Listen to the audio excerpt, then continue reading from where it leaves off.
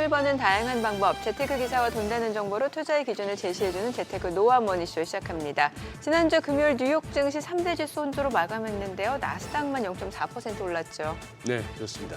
지난 14일 금요일이죠. 미국의 1월 소매 판매가 발표됐는데요. 예상과 달리 저조한 결과에 경기와 관련한 불확실성이 커지고 있습니다. 1월 소매 판매 감소에 소비 위축 가능성이 제기되면서 10년물 미국채 수익률은 다시 4.5% 아래, 지금은 4.477 정도를 나타내고 있습니다. 게다가 트럼프 대통령은 수입 자동차에 대한 관세를 4월 2일에 도입할 것이라 밝혔는데요.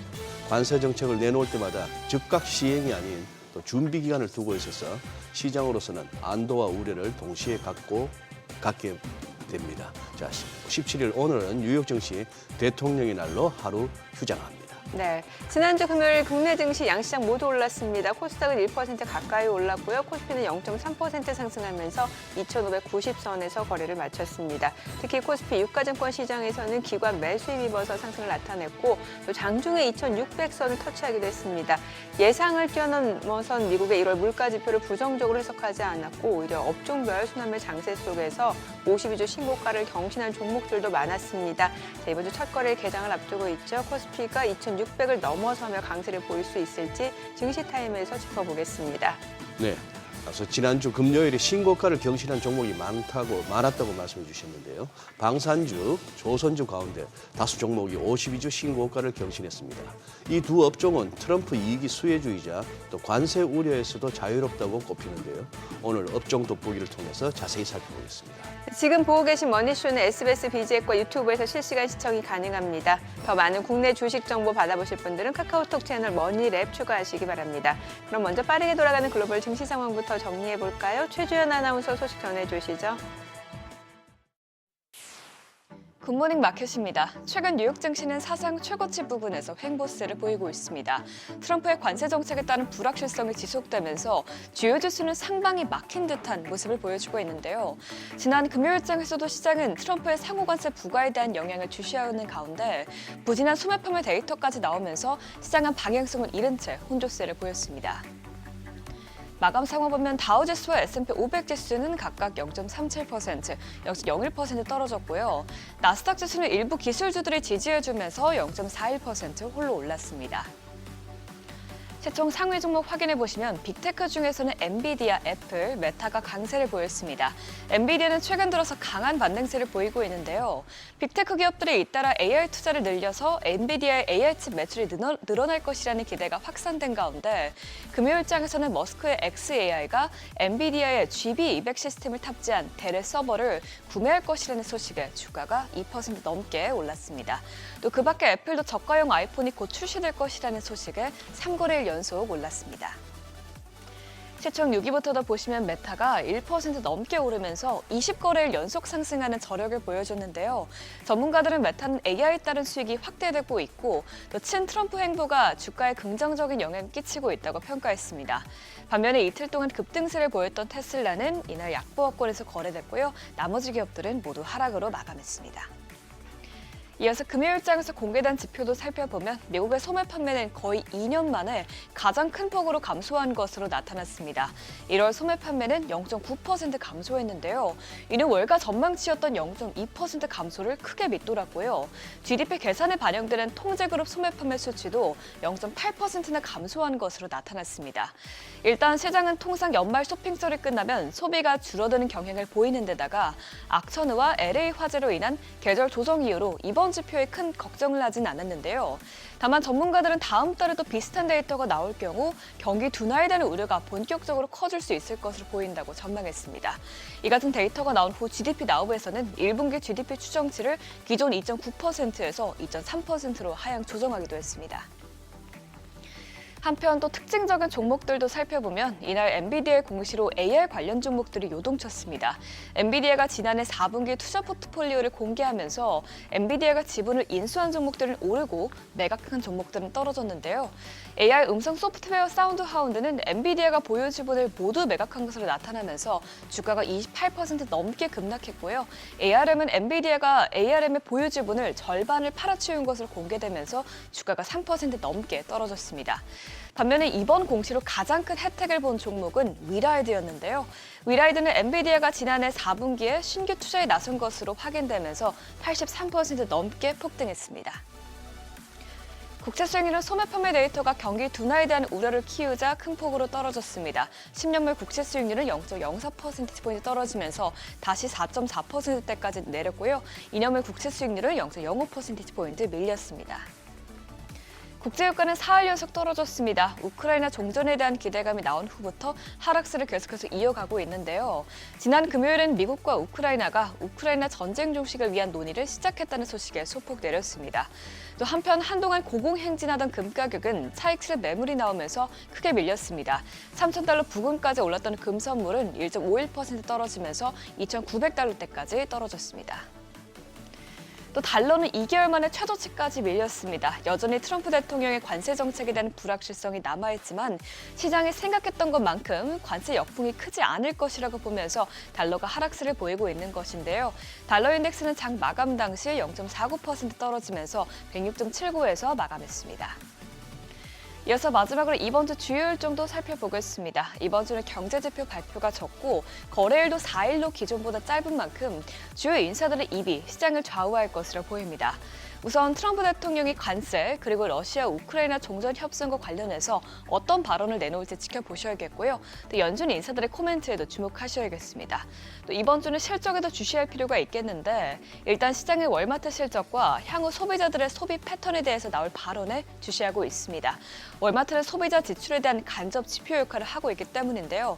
이번 1월 소매 판매 데이터가 부진했던 가운데 앞으로 이 같은 흐름이 이어질지 파악해 볼 수 있겠습니다. 또 최근 폭등세를 보이고 있는 바이두나 알리바바 등 중국 기술주 실적이 공개되는 점도 참고하시면서 투자 전략 세우시길 바랍니다. 굿모닝 마켓이었습니다.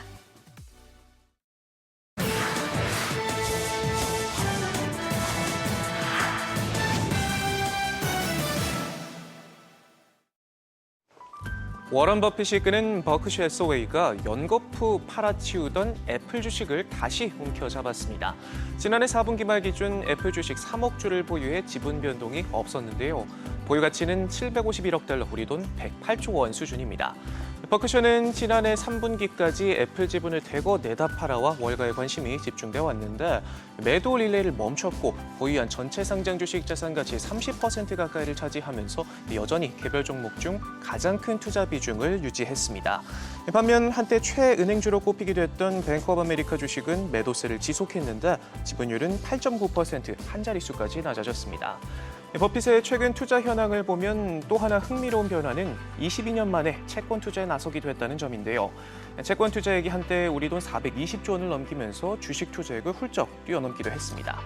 버핏의 달라진 행보에 시장에선 고평가된 미국 증시에 대한 경고라는 분석이 나오기도 했고요. 과거 닷컴 버블 때 구사했던 전략을 그대로 다시 꺼내들고 안전성을 최우선으로 고려하면서 이후 찾아올 조정 때 좋은 기업들을 싼 값에 사들일 기회를 준비하고 있는 것으로 보이는데 애플 매도 릴레이를 멈췄다는 대목을 어떤 의미로 받아들여야 할지 예의주시해봐야겠습니다.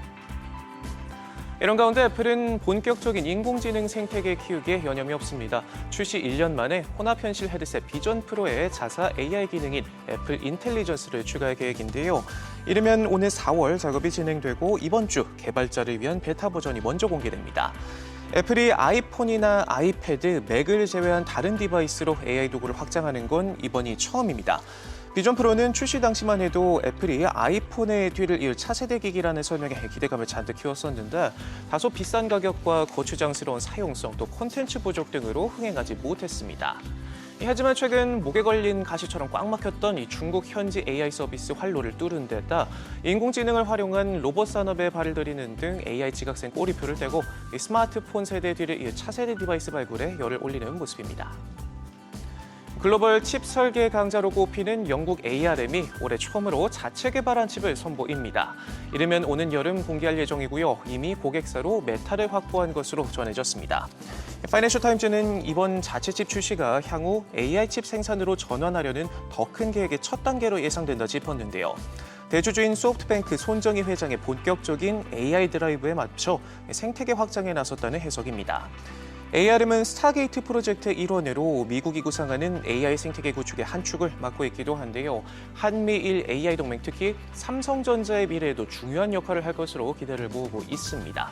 최근 이재용 회장과 샘 올트먼 CEO, 손정희 회장의 3자 회동에 재계 시선이 쏠렸었는데 스타게이트의 열쇠 역할을 하는 ARM까지 3+1 회동이었다는 점에서 이번 소식 주목해봐야겠습니다. 테슬라가 포문을 연 휴머노이드 로봇 경쟁에 빅테크 기업들이 잇따라 참전하고 있습니다. 오픈 AI부터 구글, 애플까지 시장에 뛰어든다는 소식이 전해진 가운데 메타도 발을 들였다는 보도가 나왔습니다. 현재 기술 개발을 위해 새로운 부서를 준비 중이고요. 하드웨어 개발을 우선적으로 검토한 뒤 이후 로봇에 들어가는 AI와 센서, 소프트웨어를 만드는 것을 목표로 하고 있습니다. 모건 스탠리에 따르면 2022년 이후 인간형 로봇을 발표한 66개 기업 중 중국이 61%, 미국과 캐나다가 24%를 차지했고 우리나라의 경우 삼성전자가 인수한 레인보우 로보틱스가 유일한 것으로 나타났는데요. 골드만삭스는 휴머노이드 시장이 10년 뒤 380억 달러에 달하는 미래 노른자위 사업이 될 것으로 전망하기도 했습니다. 지금까지 글로벌 비즈였습니다. 지난 금요일장에서 이슈가 있었던 업종 살펴보는 기업 이슈 시간입니다. SK 하이닉스와 삼성전자가 넥스트 HBM으로 꼽히는 컴퓨터 익스프레스 링크 CXL 메모리 양산에 나섭니다.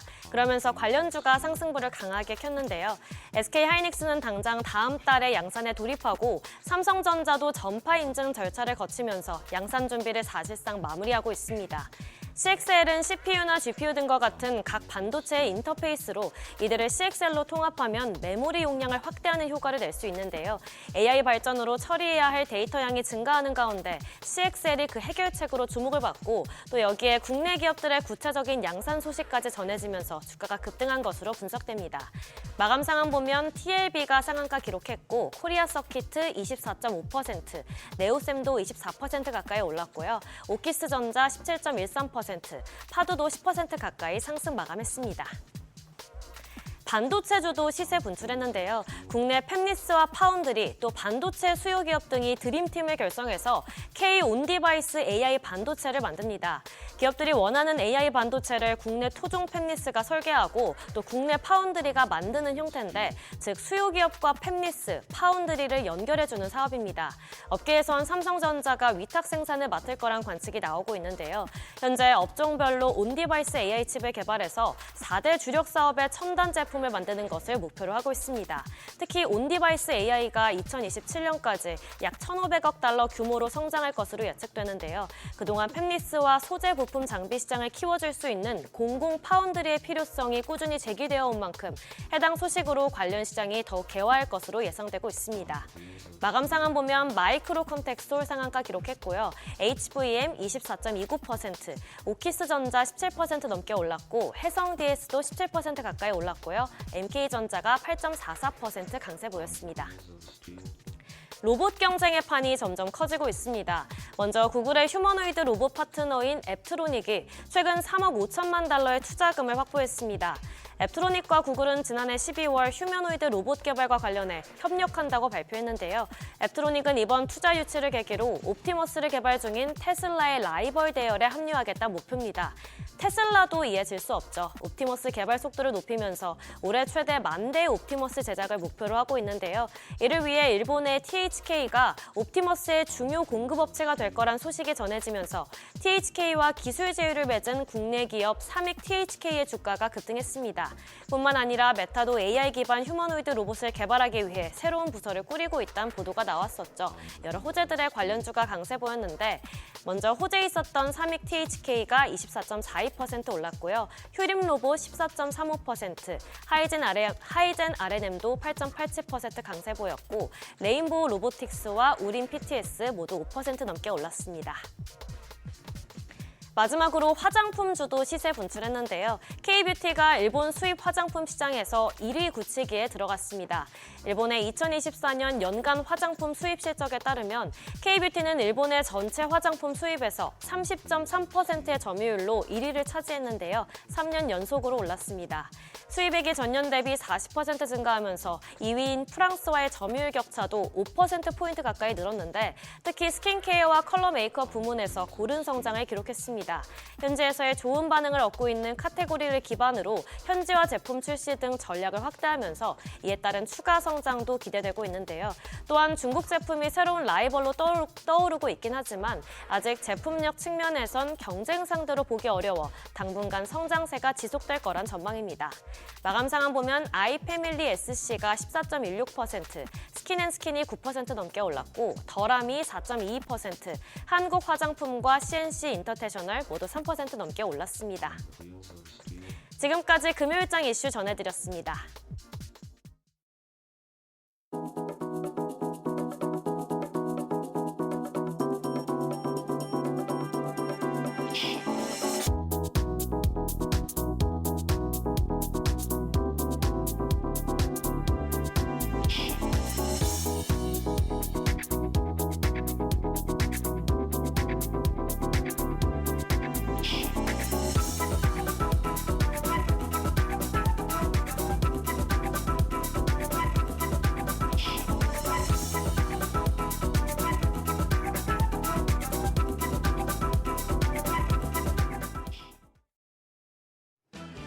최근 국내 증시 흐름이 좋습니다. 지난해 나 홀로 외면받던 우리 시장이 어느새 2,600선을 목전에 두게 됐습니다.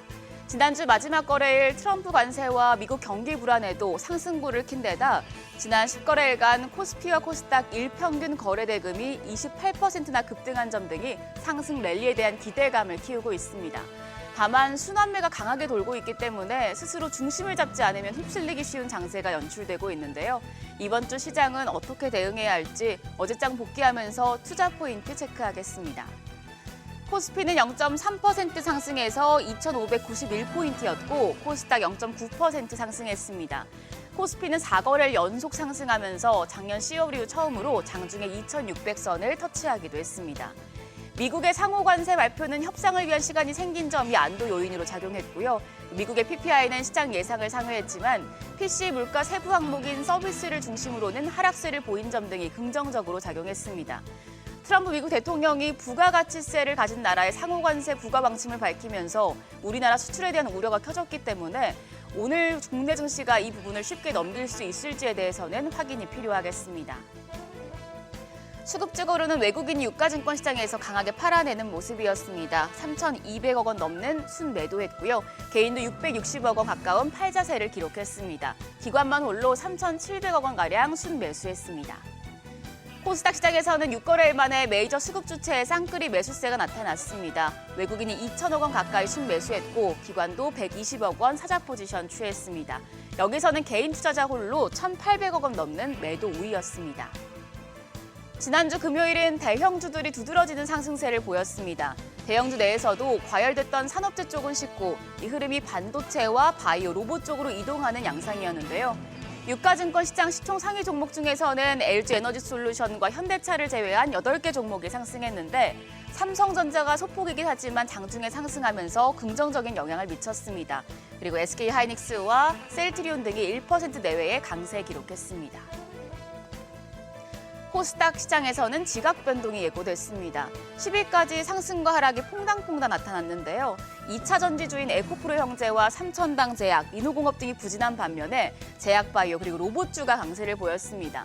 눈에 띄는 건 레인보우 로보틱스입니다. 6% 가까이 오르면서 신고가를 기록했는데요. 4위인 에코프로 시총에 다시 한번 근접했습니다.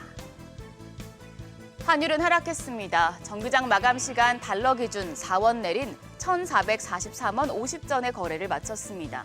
상호관세 불확실성이 해소된 영향이었습니다. 이후에 환율은 레벨을 더 낮췄습니다. 지난달 미국의 소매 판매가 전달보다 하락하면서 달러 인덱스가 떨어진 영향입니다. 오늘 새벽 6시 기준으로 역외 환율 1,439원대까지 내려갔는데요. 외환시장 하락 출발할 가능성이 높겠습니다. 지난주 관세 우려를 이겨낸 시장이 2,600포인트를 넘기며 상승 랠리를 이어갈지 주목되고 있습니다. 이번 주도 특정 업종이나 테마주에서 순환매가 나타날 가능성이 크기 때문에 이벤트들 꼼꼼하게 체크하셔야겠는데요. 우선 오는 19일 공개되는 1월 연방공개시장위원회 회의록이 중요합니다. 이번 회의록에서는 물가에 대한 연준 위원들의 의견과 트럼프 행정부의 정책에 대한 평가를 눈여겨보셔야겠고요. 수요일에 또 국내 20대 그룹 총수 경제사절단이 미국을 방문하는데 민간 통상 외교 결과에 관심이 쏠리고 있습니다. 20일에는 미국 우크라이나 특사가 우크라이나 키이우를 방문해서 종전안에 협의할 것으로 알려졌습니다. 트럼프 대통령이 푸틴 러시아 대통령과의 만남이 곧 이뤄질 수도 있다고 밝힌 만큼 이번 주 우크라이나 재건 쪽이 주목받을 수 있겠습니다. 이제 금요일엔 첨단 재생의료와 첨단 바이오 의약품 안전 및 지원에 관한 법률이 시행될 예정입니다. 이번 개정안에 따라서 임상 단계에서도 세포 치료제와 유전자 치료제를 치료 목적으로 쓸 수 있게 되면서 관련 종목들이 수혜를 받을 수 있겠습니다. 월요일인 오늘은 뉴욕 증시 휴장하는 가운데 박종원 산업통상자원부 통상차관보가 미국으로 향합니다. 이번 주 미국 무역 대표부 등의 고위 당국자를 만나는데 민간 통상 외교까지 합쳐져서 좋은 협의가 이뤄지길 바라보겠습니다. 오늘은 국내 조영제 시장에서 점유율 1위를 기록하고 있는 동국생명과학이 코스닥 시장에 상장합니다. 신해기주 주가 추이도 확인하시죠. 지난주 마지막 거래 시간외 거래에서는 유리기판 관련주가 강했습니다. 최근 삼성전자가 반도체 유리기판 사업에 뛰어들겠다고 밝히면서 관련주 계속해서 주목받고 있는데요. 이런 가운데 PIE가 역대급 실적을 냈다는 점도 투심을 자극하면서 PIE를 비롯해서 캠트로닉스와 한빛레이저, 램테크놀러지 등 관련주가 상승했습니다. 오늘 장까지 강한 흐름 이어갈지 지켜보시죠. 일단 시장 관세 충격을 이겨내면서 2600선 코앞까지 올라와 있습니다. 주말 사이에 나온 트럼프 대통령의 부가세 관련 발언 등은 시장에 부담이 되겠습니다만 지금 시장 체력이 조금은 높아진 상황이기 때문에 이 부분도 견뎌낼 수 있을지는 지켜보셔야겠습니다. 지금까지 어제장 오늘장이었습니다.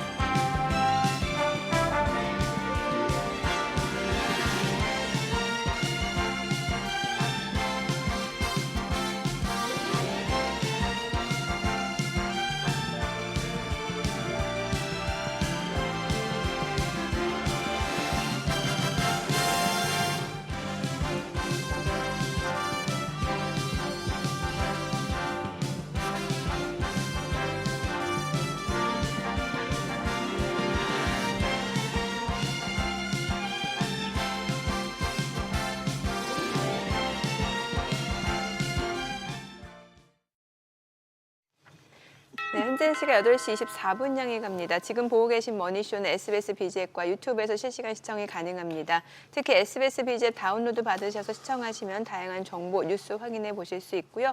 또 다양한 국내 주식 정보 원하시는 분들은 카카오톡 채널에서 머니랩 검색하셔서 친구 추가하시기 바랍니다. 지금 계속해서 대통령의 관세 정책에 따라 시장 불확실성이 이어지고 있는 가운데 요즘 그래도 시장 분위기는 관세 정책 제외하고는 뭔가 기업들 실적이라든지 이런 부분에 좀 주목을 하는 것 같고 지난주 금요일에는 또 이제 소매 판매 데이터 이 부분에 대해서도 시장 해석들이 좀 많이 엇갈리는 것 같아요. 네, 그렇죠. 예. 네. 관세는 좀 갈수록 좀 뒤죽박죽 느낌이 들고 이제 네네. 시장은 확실히 내성이 생긴 것이 그거 같죠. 이제 지금 분명히 협상용이다 하는 그런 그게 있고. 글쎄요, 이제 지표상으로 봤을 때 이걸 예전 우리가 몇 년 동안 익숙했던 거라면은 소매 판매가 급감했다. 네. 이러면은 또 연준이 금리 내려줄까 이런 식으로 갖다 붙이기는 했는데 지금은 또 그럴 타이밍은 아닌 것 같고. 그러니까요. 그런 와중에 뉴욕장도 이렇게 급락도 급등도 없이 이렇게 잘 버텨내는 그 와중에 우리 시장 다른 여타 글로벌 시장과 더불어서 이렇게 왔는데 살짝 우리도 2,600 뭐 유럽 쪽도 보면 이렇게 기술적으로만 보면은 조금 고비의 이런 가운데에 이제 2월 하순에 접어드는 거 아닌가 싶기도 합니다. 네. 아니 이 가운데도 트럼프 대통령이 그 미국으로 수입되는 자동차 관세에 대해서 4월 2일 날 네. 뭐 당장 적용하겠다는 건지 그날 관세 부과 계획을 발표하겠다는 건지 모르겠는데 4월 2일 날 밝히겠다고 했잖아요. 네. 근데 이게 4월 1일이 만우절이라서 그렇다면 4월 1일이 만우절이라서 4월 1일 네, 한다. 본인이 미신을 믿는데요. 그러니 왜 하필이면 4월 1일도 아니고 4월 4월 2일인가 2일 했더니 또 그런 깊은 뜻이. 그렇대요. 네. 네. 네. 뭐. 자, 이번 주 또 시작해봐야죠. 네, 오늘 레그넘 투자자문 이춘광 대표님 함께합니다. 어서 오세요. 어서 오세요, 대표님. 예. 지금 아까 이렇게 요즘은 이제 시작 전에 우리 요즘 갈수록 많아지시는 이제 유튜브로 보시면서 댓글도 남겨주시는 우리 시청자분들 가운데 1월까지만 하더라도 미국장 좋다고 그렇게 많이 하던 전문가들 다 어디 갔느냐 했는데 아니 그 중에는 우리 이 대표님도 계시고 예. 아직 여기 계시고. 아직까지 그 네. 뷰를 뭐 수정도 안 하셨고 꺾을 생각은 없어요. 그렇다고 뭐 장이 상대적으로 조금 미진해서 그렇지 그렇다고 미국 장이 부진한 것도 아니고 그럼요. 한번 중간 뭐 이제 연초 시작하고 얼마 안 됐습니다만 중간 점검이 필요하네요. 지난 한 주 저는 나쁘지 않은 한 주였다고 봅니다. 네. 지난 한 주에 달러 기준으로 1.47% 올랐거든요. S&P 500이. SM 달러 기준 1.47%. 네. 저희 같은 경우는 이제 원화 환선으로 보기 때문에 항상 좀 구분을 하는 편인데 그리고 YTD로 지난주 찾아뵀을 때만 해도 2.7% 정도 S&P 500이 YTD로 연초 이후에 올랐었는데 연초 이후. 네. 지난주 금요일 현재로 3.96%입니다. 그러니까 알게 모르게 슬금슬금 올라가고 있다는 그러네요. 얘기죠. 그리고 단순 계산만 해도 일주일에 1.47%라고 하면 예. 한 달이면 이게 벌써 뭐 한 6% 되는 거 아니겠습니까? 예. 곱하기 12하면 이게 어마어마한 숫자입니다. 막 우리 기대처럼 일주일에 막 4, 5%씩 올라야 되고 이거 아니거든요. 다만 지금 페이지에서 보시는 대로 지난주 이전까지만 해도 제가 누누이 강조드렸던 이 확산세가 계속 쭉 번지면서 이 빅테크보다는 다른 업종 위주의 상승세가 두드러진다라고 했는데 지난주 같은 경우는 빅테크 위주의 이제 상승세가 좀 두드러진 한 주였습니다. 맞아요. 나스닥이 뭐 괜찮았어요. 네, 오락가락하는 예. 것이죠. 네. 근데 그렇게 말씀하셔서 이제 제가 지금 바로 한번 점검을 해보니까 아까 제가 소개해드렸던 시청자분의 그 어떤 댓글 내용도 그렇고 아마 이래서 그런 것 같아요. 지금 보니 말씀하신 대로 지금 금년 들어서 연초 이후 얼추 이제 3% 후반대 S&P 500 3.96%라 말씀하셨고 나스닥이 3.71%이 정도인데 와 러시아가 28.5%, 유로스톡스 50 12%, 독일이 13%. 독일, 네. 뭐 망가지고 있다는 영국도 6.84에다가 한국 코스닥이 11.5%. 이러다 보니까 이제 그런 어떤 어떤 기저 효과 때문에 느낌이 예, 들실 그럴 수가 수 있는 것 있죠. 같아요. 그래서 저희도 해외 시장을 계속 면밀히 보고 있는데 네. 독일 기대가 좀 되더라고요. 지난주 한 주 주가를 보니까. 근데 펀더멘털을 쭉 훑어보니까 여전히 부진합니다. 그러니까 우크라이나 종전 기대 뭐 이런 것들 때문에 좀 많이 되팀 현상이 있었지 않았나 하는 생각이 들고요. 뭐 저희는 그런 뷰를 계속 가져가긴 할 건데 중장기적인 관점에서 시장을 보는 것이지 뭐 일주일, 한 달, 두 달 올랐다고 해서 그리 갔다가 뺐다가 또 이런 플레이를 하진 않기 때문에 당분간의 미국 시장의 강세 뷰는 뭐 당분간 저희는 계속 유지될 것 같습니다. 추가로 말씀드리면 지난주 같은 경우 제가 괜찮다고 생각하는 게 네. 사실은 리테일 세일즈 아까 누차 언급되고 있었지만 네. 리테일 세일즈 소매 판매라든가 네. CPI, PPI 소비자 물가지 생산자 물가지수가 기대 이상으로 물가는 수치 자체는 좀 뜬 걸로 나왔고 소비는 또 살짝 꺾인 걸로 네, 나왔단 네. 말이죠. 그런데도 불구하고 주가가 굉장히 잘 버티고 있다는 얘기는 그게 이따가도 언급되겠지만 뭐 계절성이라든가 일시적인 또 연초가 되면 항상 이런 식의 약간 예. 에브너멀리티가 좀 있습니다. 네, 네, 네. 그래서 그거를 시장 자체가 뭐 제 생각도 제 생각이지만 미국의 그 시장 자체가 그렇게 크게 심각하게 판단하지 않는다는 면에서 보면 이 매수세라든가 투자 심리가 아직 꺾였다고 판단하기에는 좀 이른 단계가 아닌가 싶습니다.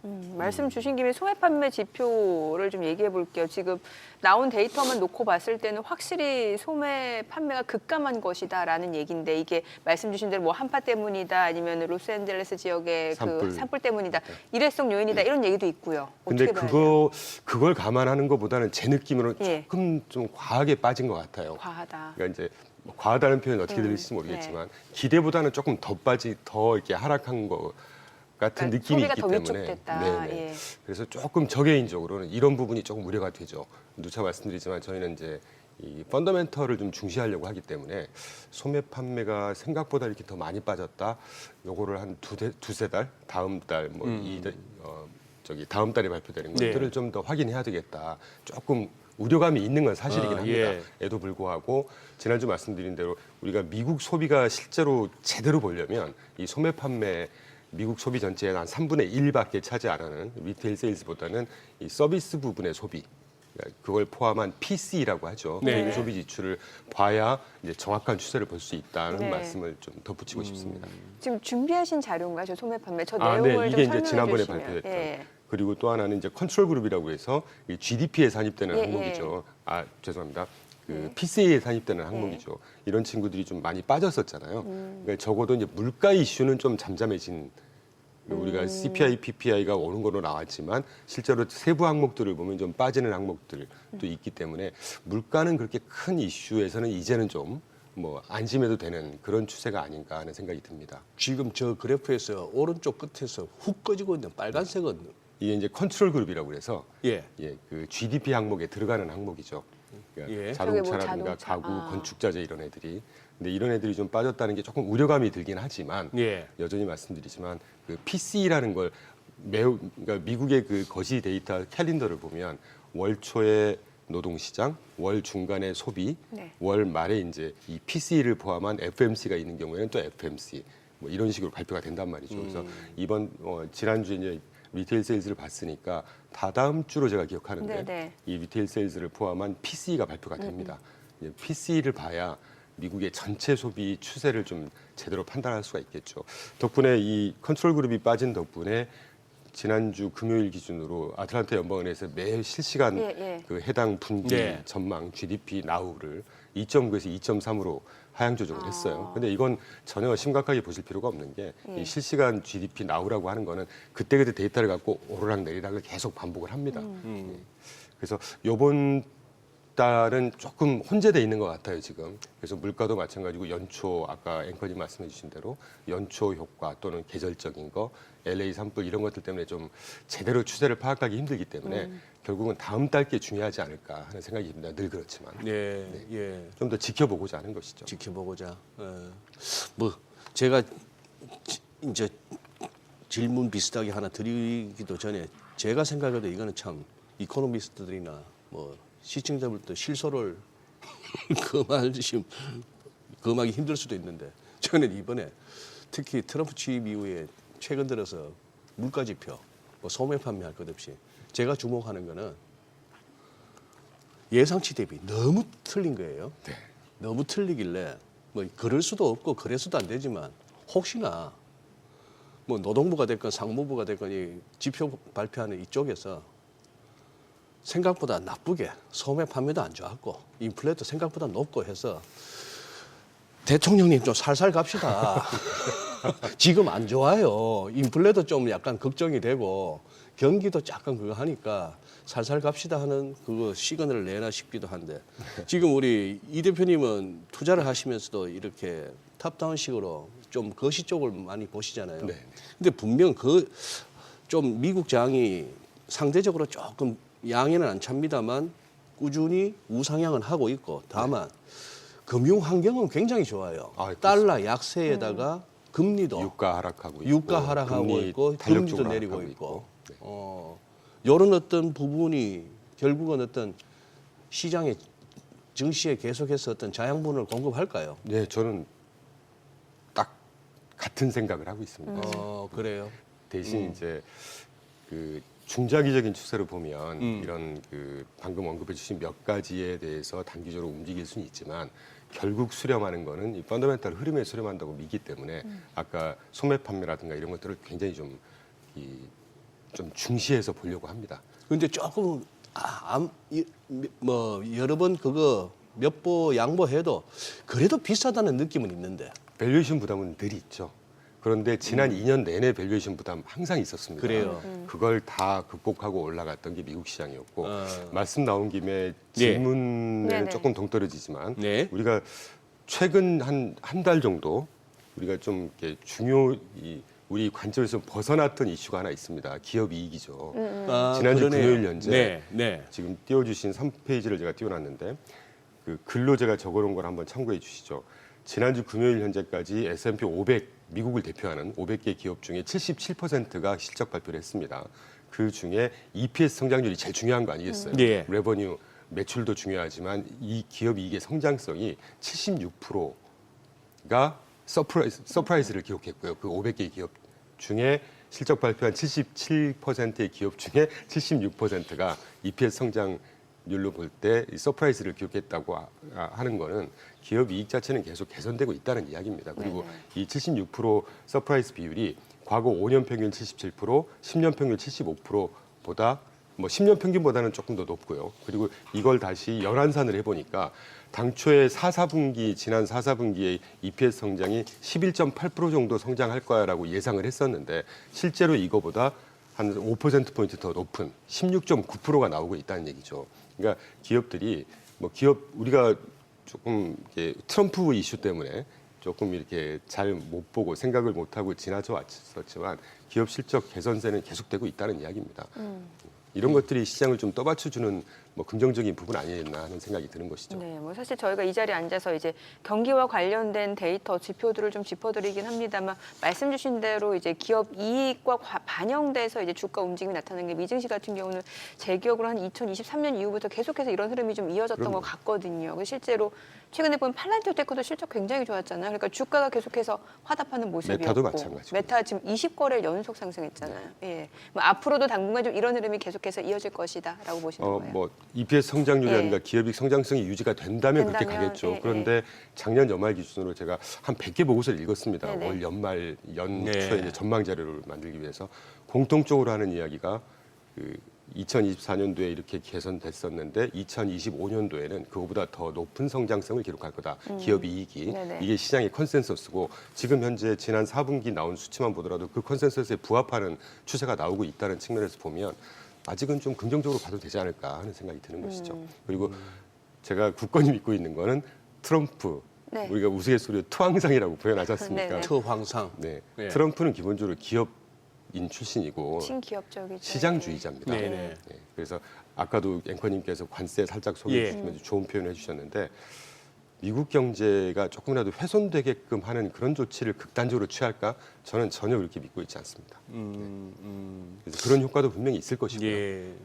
지금 방금 언급됐지만 메타가 20거래일 연속 상승은 기록적으로 봤을 때는 나스닥에서 처음이랍니다. 맞아요. 20거래를 갖다가 하루도 안 빠지고 계속 오르면은 나스닥은 메타는 계속해서 이제 그 고점 경신 중인데 나머지 M7도 좋고 배트맨도 좋고 우리가 지금 굉장히 많이 들어가 있는 기술주들 얘들은 아직까지 이번 조정 과정에서 전 고점을 다 회복은 못했거든요. 네, 지난주도 아주 극명하게 이 배트맨 중에 예. M7 중에 M7 엔비디아, 메타, 애플만 엔비디아가 지난 한 주 한 3.7% 올랐고요. 예. 메타가 2.9%, 애플이 6.73% 올랐거든요. 애플 많이 올랐더라고요. 예. 예. 근데 나머지 아마존이라든가 네. 테슬라, 마이크로소프트, 구글 이런 아이들은 마이너스 한 1% 정도에서 좀 약간 힘을 못 쓰는. 그러니까 늘 그런 것이죠. 시장이라는 게 종목 장세, 실적 장세, 네. 결국은 다 실적에 수렴하는 그렇죠. 것이고 예. 종목 장세가 가는 거 아니겠습니까?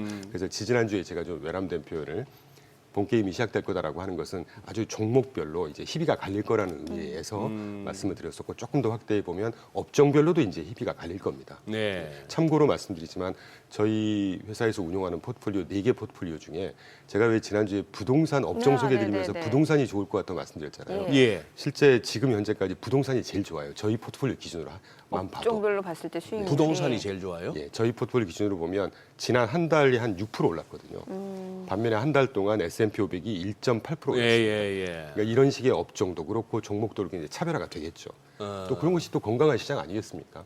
지난 2년처럼 막 제가 계속 엔비디아만 언급을 드리지만 엔비디아만 거의 아주 주도적으로 700% 예. 오르고 이런 시장은 좀 비정상적인 시장이죠. 그러니까 뭔가 멀티플 확장을 기대하기 힘든 섹터보다는 좀 상대적으로 덜 올랐던 섹터를 좀 보는 게 더 좋다 이런 그렇죠. 말씀이시네요. 뭐 절대적인 수익률로 보면 어떤 게 더 좋다고 우리가 표현을 할 수는 없지만 예. 기본적으로 포트폴리오라고 하는 게 하나보다는 한 4개 종목을 투자하는 것이고 업종도 한 업종보다는 한 2-3개 업종에 분산하는 게 기본 아니겠습니까? 그런 포트폴리오 관점에서 보면 좀 올해는 이제 분산하는 것이 훨씬 더 위험 조정 수익률이라든가 이런 것들이 좀 개선이 되는 방향이 아닐까 하는 생각을 하는 것이죠. 저희 역시도 그렇게 그런 방향으로 운용을 하고 있고요. 네, 예. 아니 그럼 말씀 난 김에 업종별로 한번 좀 보여주시겠습니까? 지난 한 주 기준으로 제가 매주 이렇게 요 그래프를 한번 준비를 했습니다. 네, 네, SBS 네. 비즈를 위해서. 보시면 S&P 500이 1.47%, 파란색 기준으로 지난 한 주 기준입니다. 아, 네. 근데 지난 한 주는 테크하고 통신 서비스가 좀 발군의 상승세를 보였죠. 그러네요. 지지난 주까지는 다른 업종들이 쭉 올랐다면 에도 불구하고 이 자주색 그래프 이게 이제 연초 이후에 각 업종별로 상승세인데 금융이 6.9%, 통신 서비스 8.6%, 소재 6.7%, 유틸리티가 4%, 뭐 산업재 4%, 그다음에 헬스케어가 5%. 이 정도면 아주 완연한 상승세 아니겠습니까? 그래서 이제 그러네요. YTD로만 예, 보자면 예. 제가 계속해서 강조드리고 있는 이 다른 업종, 빅테크 외의 다른 업종들로의 상승세가 확산이 되고 있기 때문에 그런 부분들도 좀 눈여겨 보실 필요가 있을 거다 하는 생각이 들고 다만 가장 오른쪽 부분에 이제 중소형주하고 S&P 500의 이퀄 웨이트 네네. 이 친구들이 지난 한 주는 조금 지지부진했습니다. 그래서 뭐 그 옆에 부동산 이런 것들이 그런데 지난 한 주 트렌드 가지고 우리가 이 투자 방향을 바꾼다는 건 의미가 없기 때문에 이렇게 조금 한 주 저조했던 이런 종목들도 연중 기준으로 보면 특히 중소형이라든가 부동산 이런 친구들이 상대적으로 되팀 폭이 좀 크지 않을까 하는 생각이 듭니다. 네, 예, 그래요. 야, 근데 이제 지금 테슬라가 고점이 12월 18일쯤에 488불, 지금 이게 355불. 애플도 12월 26일 날 260불 찍고 지금 이게 219불까지 갔다가 244불. 엔비디아는 153불이었는데 지금 140이 회복한데 138불.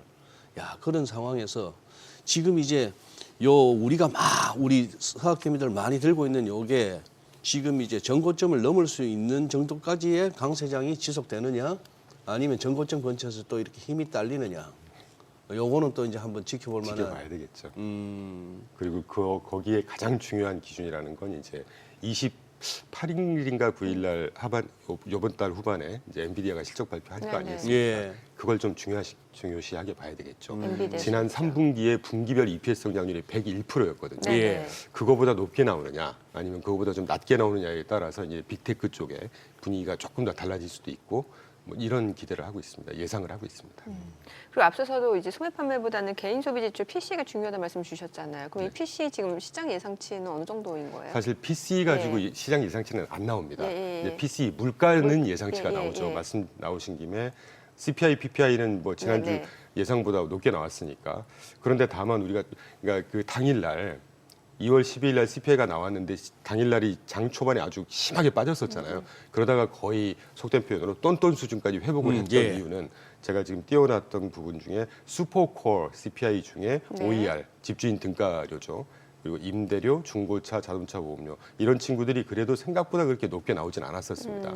그래서 이제 이런 부분 때문에 조금 시장이 안도했던 거 감이 없지 않아 있었고 반면에 이제 호텔비라든가 교통비, 레크리에이션 서비스 특히 호텔비, 교통비 이런 부분들이 거의 한 2% 가까이 올랐었단 네네. 말이죠. 이런 것들 때문에 이제 이 수치 자체가 CPI가 높게 나왔었는데 이게 아까 언급해 주셨던 LA 산불이라든가 계절적인 요인 이런 것들이 영향을 미쳤다라는 게 시장에서의 해석이었습니다.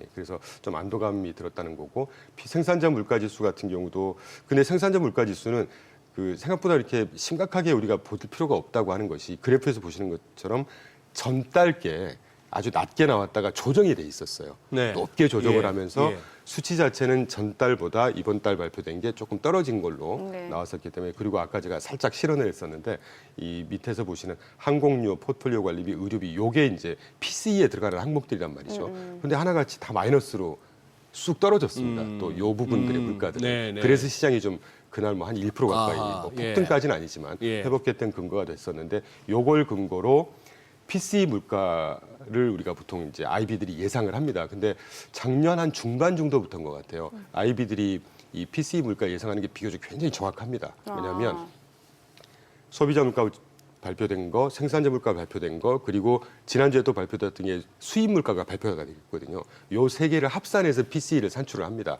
근데 다행히 지난주에 발표됐던 이 수입 물가가 또 안정되게 나왔었습니다.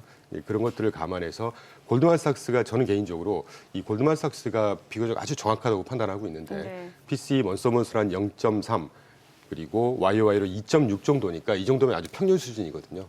그리고 시장의 중위값, 미디언 값으로 보면 0.27, 2.6이니까 아마 비슷하게 나올 것 같아요. 그래서 이 정도면 물가 때문에 막 시장이 또 흔들리고 이런 문제는 없지 않을까 하는 생각이 듭니다. 예. 저기 이 대표님. 네. 뭐 좀 질문이 우습긴 합니다만 회사 그 포터에 그거 있습니까? 팔란티아 테크도 들어 있습니까? 저희 일부 들어가 있습니다. 저희는 ETF를 투자하니까 ETF 관련 ETF가 투자에서. 갖고 있는 종목이 팔란티아가 있죠. 아니 이거 2월 들어서 지금 2월 딱 절반밖에 안 지났는데 44.4%가 올랐어요. 이야 이거 지금 이쪽하고 아이언큐는 지금 또 정신없고요. 1월 달에 벌써 아래 위로 크게 스윙을 한번 치고 지금 여전히 혼조고 한데 요 두 개도 보면은 우리 국내 투자자분들 관심도 많으시고 많이 갖고 있으니까. 많은 돈을 태우고 계세요. 저는 팔란티어는 기본적으로 제가 사실은 종목 말씀을 잘 안 드리긴 네, 하는데 네, 네. 팔란티어 브로드컴 정도가 팔란티어 조금 기대해 볼 만한 브로드컴. 종목들이 아닐까. 그리고 조금 과하게 표현드리자면 이제 넥스트 엔비디아가 뭘 거냐. 아, 요즘에 엔비디아냐 그 브로드컴이냐 이게 굉장히 많이 나오잖아요. 네, 저는 예. 결국은 대결 구도보다는 예. 공존해 갈 거라고 보는데 네. 상승 강도를 보면 브로드컴이 이제 좀 주가의 상승 괜찮지 강도로 않을까 보자면은 하는 생각이 듭니다. 그래요. 지금 우리 시장이 이렇게 지금 이까지 온 건 어떻게 평가하십니까? 2,600을 건드렸어요 지난주. 참 돌팔매를 맞을지는 모르겠는데 저는 한국 펀더멘털에 대해서는 좀 부정적이거든요. 근데 주가가 지금 연초에 상당히 세단 말이죠. 네. 우리가 아까 유럽도 살펴봤고 예. 한국 제가 보는 느낌으로는 아주 외람됩니다만 독일 증시를 보는 것 같은 느낌이 들어요. 펀더멘털은 되게 약하고 체질은 좀 부정적인데 우리나라가 주가가 지금 아까 베이스 이펙트 네, 네. 기저 효과 정도가 아닐까 하는 생각이 듭니다. 아, 그래요. 죄송합니다. 이런 표현을 드려서. 네. 왜냐하면 지난주 발표는 우리나라 고용 절벽 그대로 보여줬고 네. 수출이 지금 개선되는 모습도 아닌 것 같고 사실 우리나라는 GDP 뭐 소비 투자 정부 지출 수출 빼기 수입에서 수출과 수입을 합치면 2023년도 기준입니다. 우리나라 GDP의 103%더라고요. 수출과 수입만 따져놓고 보니까. 근데 수출이 완연하게 지금 개선되고 있는 모습을 아직은 저는 못 보고 있거든요. 네, 그렇기 때문에 우리나라의 주가 상승세가 연중 내내 이렇게 탄력적으로 갈 거냐는 네. 조금 부정적으로 보고 있는 입장입니다. 그 트럼프 관세 정책에 대해서 좀 여쭤볼게요. 예외가 없겠죠, 한국도. 예. 지금 뭐 자동차뿐만 아니라 반도체라든지 의약품에 대해서도 관세를 부과할 계획이다라고 밝혔잖아요. 그러면은 이게 사실 자동차, 뭐 반도체 우리나라 대표하는 섹터잖아요. 그렇기 분명 때문에 그런 영향이 것들을 있잖아요. 감안했을 때 조금 긍정적이지만은 않다. 그리고 어. 지난주에 왜 우리 예. 중국 관세 뭐 이런 거 했었죠. 예. 제가 예. 못 봐서 제대로 답을 못 드려서 제가 네. 정리를 좀 해갖고 왔습니다. 아, 아 예. 그래요. 지금 보시는 5페이지 보시면 WTO의 데이터를 갖고 로이터가 발표한 거를 제가 네. 갖고 왔습니다. 네. 좀 유용할 것 같아서 좌측에 옆으로 누운 바 차트를 보시면 각 주요 국가별로 평균적으로 거래국들에 대해서 매기고 있는 평균 관세를 정리를 해놨더라고요. 파란색이 명목입니다. 그냥 노미널 숫자로만 해놓은 거니까 안 보셔도 될 것 같고 빨간색이 이 트레이드 웨이티드 에버리지입니다. 이게 그러니까 거래량을 감안한 가중평균했을 때 미국이 지금 2.2% 때리고 있어요, 관세를. 아. 의외시죠. 아주 낮게 때리고 있습니다. 네. 반면에 네. 멕시코 3.9%, 제가 빨강선 그려놓은 한국이 8.4%, 베트남이 5.1%, 인도가 12%, 13% 정도 되고요. 브라질이 6.7% 지금 관세 부과하고 있습니다. 그러면 각 국가별로 안 봐도 미국하고만 보면 네. 미국이 아주 기울어진 무역 구조 조건에서 지금 거래를 하고 있다는 그러네요. 이야기거든요. 그래서 트럼프가 상호관세 얘기가 나오는 이걸 거예요? 보고 상호관세를 얘기를 네, 하고 있는 예. 겁니다. 그런데 지난주까지 다행인 건 모디 총리가 와서 또 한 5가지 합의했지 않습니까? 뭐 하다못해 F-35 몇 개 또 무기부터 구입하겠다. 사주고. 네. 그게 또 전략적으로 패권적으로 중요한 게 그동안에 제가 알기로 2018년 기준인가 이 인도에서 러시아산 무기를 샀던 비중이 거의 한 60%였거든요. 네, 예, 이게 예. 지금 그나마 계속 줄어서 한 30%대로 줄고 있는데 네. 이걸 더 줄이겠다는 겁니다. 이런 것들이 이제 패권적인 면에서 보면 트럼프가 원하는 거 아니겠나. 그리고 또 하나 중요한 지금 한 12, 13% 됐던 평균 관세를 미국 향 11%로 2%포인트 낮추겠다. 그러니까 이것만 딱 보면 트럼프가 막 얘기를 할 때는 우리가 2%고 니네 12%야. 같이 15% 때릴 거야. 이렇게 말을 하지만 지난주 합의에서 악수한 게 인도에서 13%였던 걸 11% 낮추겠다는 거였거든요. 그러니까 이런 식의 조정이 계속 될 거라고 봅니다. 저는. 그러면 시장에서 화들짝 놀랬던 것보다는 그래도 조금 더 안정감 있는 시장의 파장이 있지 않을까. 그래서 아까 말씀드린 대로 시장이 막 굉장히 폭락하고 훼손될 만큼의 그런 극단적인 조치까지는 취하지 않을 거다라는 생각을 하고 있는 것이죠. 어떻게 보면 뭐 대선 승리 요인 가운데 바이든 집권기에 인플레이션 그것도 트럼프 승리에 기여를 했다고 그럼요. 본다면은 네. 트럼프 입장에서 또 자기 집권 기간에 인플레가 다시 또 살아나는 거는 최대한 뭐 막으려고 하겠죠. 아주 중요한 부분 잘 짚으셨습니다. 또 단기적이지만 지난주 CPI, PPI 이런 것들이 높게 나왔었지 않습니까? 네. 그럼 트럼프도 이제 우려를 하겠죠. 그러면 그렇게 세게 막 가져가진 않을 거라는 생각을 하고 있고 말씀 나온 김에 그 다음 페이지에 중국 말씀 지난번에 제가 답변을 네, 제대로 예, 못 드려서 예. 연합뉴스에서 어떤 기자님이 잘 정리를 하셨더라고요. 예. 미국이 파란색, 평균 지금 20% 관세인데 10% 추가 관세 때린다고 발표를 했더니 지난주 자료 뜨면 설명해 주시죠. 아, 네네. 네. 지금 6페이지를 제가 6페이지. 띄워놨는데요. 네. 미국이 하여튼 그 중국 모든 품목에 대해서 10% 관세를 부과할 거라고 얘기를 했습니다. 예. 지금 보이시네요.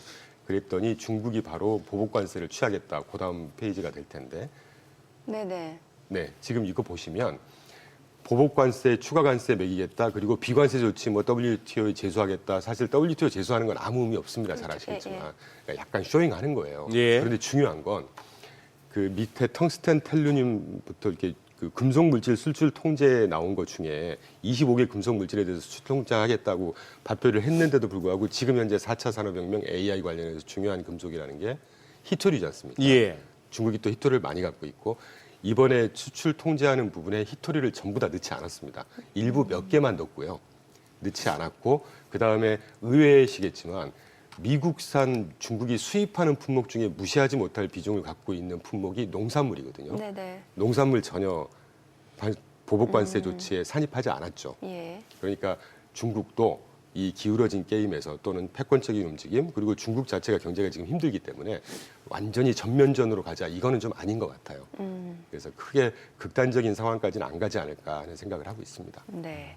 자, 지금 시각 8시 53분 향이 갑니다. 오늘 양시장 예상 체결지수 확인해 보겠습니다. 먼저 코스피부터 좀 보도록 할게요. 오늘 코스피가 0.2% 상승 예상되고요. 예상 체결지수 2,596포인트, 코스닥 0.4% 오름세 예상되죠. 예상 체결지수는 759포인트입니다. 시가총액 상위 종목 예상 체결가 보겠습니다. 삼성전자 오늘 강보합권 예상되고요. 호가는 56,100원. SK하이닉스가 1.4% 상승 예상되고요. 호가는 21만 3천 원으로 집계가 됩니다. 지난주 2거래 연속 상승했고 오늘 추가적으로 오름세가 예상되죠. 삼성 바이오로직스가 0.8% 상승 예상되고요. 호가는 119만 원으로 집계가 됩니다. LG 에너지솔루션 보합 예상되고요. 현대차 1.7% 하락 예상됩니다. 지금 호가는 20만 2,500원으로 나타나고 있네요. 기아가 2% 약세가 예상됩니다. 지난주 후반에 좀 반등을 보여줬는데 오늘 호가로 놓고 봤을 땐 다시 한번 좀 하락이 예상이 되는 분위기고 93,100원으로 집계가 되죠. 셀트리온 보합 예상되고요. 삼성전자 우선주 0.6% 하락 예상됩니다. 네이버가 0.9% 지금 상승 예상되고요. 호가는 22만 3천 원으로 집계가 되고 있고 KB금융 강보합권 예상됩니다. 예상 체결가는 79,800원으로 나타나고 있습니다. 코스닥 시가총액 상위 종목 예상 체결가 보겠습니다. 알테오젠 오늘 1% 상승 예상됩니다. 지난주 금요일에 6% 강세를 보여줬거든요. 오늘 추가적으로 상승 출발 예상되고 호가는 39만 8,500원으로 나타나고 있습니다. 에코프로비엠 보합 예상되고요. HLB가 1% 상승 예상됩니다. 예상 체결가는 82,300원, 에코프로도 1% 상승 예상되고요. 호가는 61,400원이죠. 레인보우 로보틱스 좀 보도록 할게요. 오늘 0.2% 상승 예상되고요. 호가는 40만 3천 원이고 지난주에 뭐 중간중간 좀 하락이 있긴 했었습니다만 주가 자체는 40만 원 선에서 밑으로 내려왔다가 지금 다시 한번 또 40만 원 선까지 회복이 됐거든요. 오늘 추가적으로 상승이 예상됩니다. 자, 그리고 리가캠바이오입니다. 지금 강보합 출발 예상되고요. 삼천당제약 약보합 출발 예상됩니다. 호가는 17만 5천 원. 휴젤이 1.3%, 1.7%까지 상승이 예상되네요. 지금 호가는 29만 3천 원. 리노공업 보합 예상되고 클래시스가 0.3% 하락 예상됩니다. 예상 체류가는 5만 1,800원으로 집계가 되고 있습니다. 자, 오늘 양시장 일단 뭐 상승 출발 예상되는데 종목별로 봤을 때는 지금 대장주 쪽보다는 그래도 중소형주 탄력이 좀 더 좋지 않을까라는 예상이 되네요. 네, 그러네요. 네, 대형주는 지금 보니까 좀 자동차 쪽이 조금 하락이 예상되고 있고, 예, 그래도 반도체는 또 SK하이닉스가 또 상승 예상되니까. 그래, 지금 이제 오늘 이제 2,600 안착이 되느냐 부분인데 그래도 미국장 혼조인데도 불구하고 안 빠지는 게 뭐 어느 정도 예상된 장세긴 합니다만 이 동시 효과대로 가주면 뭐 나쁘지 않겠네요, 좋겠네요. 지금 이 대표님, 이충광 대표님, 네. 지금 저는 요 우리나라 달러 환율도 그렇고 달러 인덱스도 그렇고 이렇게 한번 환율을 예의주시하고 있는데 소위 말해서 이제 기술적으로는 일간 차트 상에서는 하락 신호가 뜨거든요.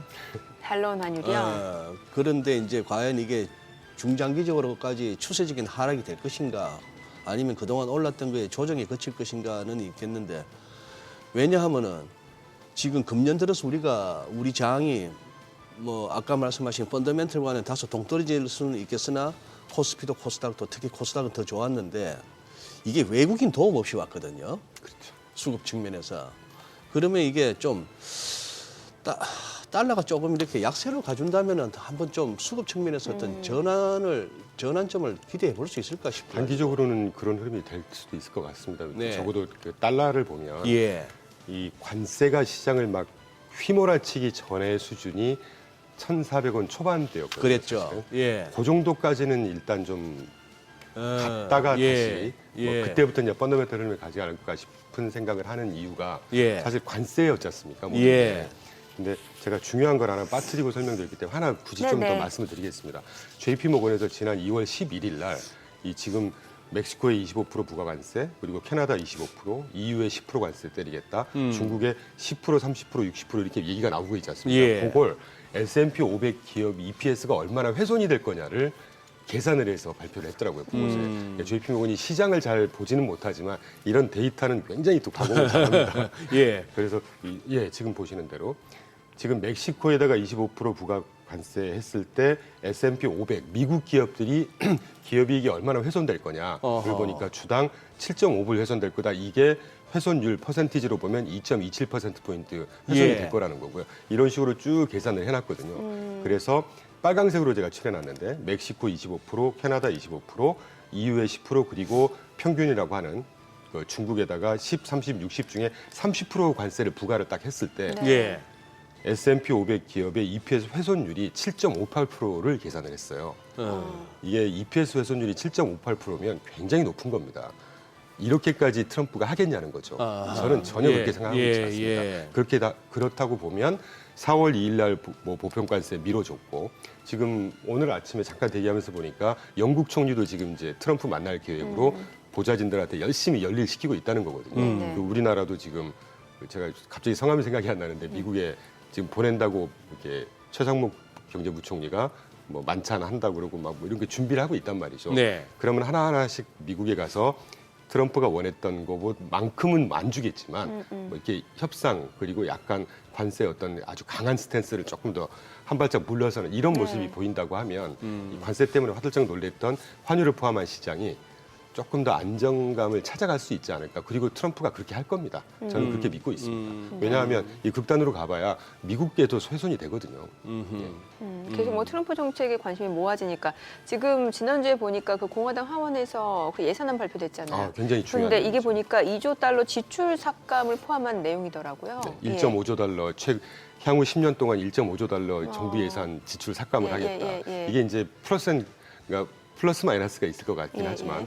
좋은 말씀해 주셔서 저는 지난주 후반부터 제가 타 방송 가면서부터 좀 주제 넘지만 그 트럼프의 채찍과 당근이라는 워딩을 쓰기 시작했습니다. 채찍과 당근. 이제까지는 연초 이후까지 지난주까지는 사실 트럼프의 관세 사실은 예. 채찍이죠. 예. 이것 때문에 시장이 막 휘몰아쳤다면 지난주 초반이었던가요? 그 왜 스캇 베센트가 10년물 금리 잡을 거고 물가 잡을 거고 예. 페드 독립 인정을 이게 저는 트럼프의 당근 정책의 아주 계시였다고 그 트럼프의 당근과 채찍 저희 개장하고 좀 들어봐야 될 것 같습니다. 그렇습니다. 네. 자, 오늘 국내 증시를 확인해 보죠. 개장합니다.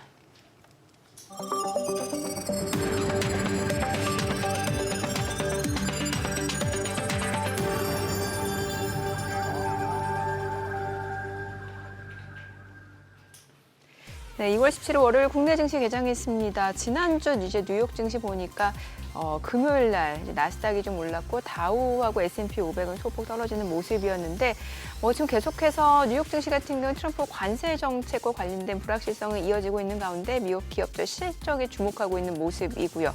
물론 소매 판매 지표가 발표가 됐습니다만 시장에서는 그렇게 큰 영향을 받지 않는 모습이었습니다. 달러 인덱스가 좀 떨어졌고 국채 수익률도 10년물 국채 수익률 4.5% 아래로 떨어지는 모습이었고 그런 상황에서 오늘 국내 증시 또 출발 좀 체크해 보겠습니다. 코스피는 지금 강보합권으로 2,195포인트, 코스닥 0.3% 상승합니다. 759포인트입니다.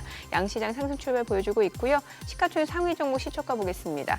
삼성전자가 0.3% 올라갑니다. 56,200원, SK하이닉스가 0.7% 올라가죠. 21만 1,500원. 삼성바이오로직스가 약보합으로 117만 8,000원. LG 에너지솔루션 소폭 올라갑니다. 35만 4,500원. 현대차가 2% 떨어집니다. 20만 1,000원이고요.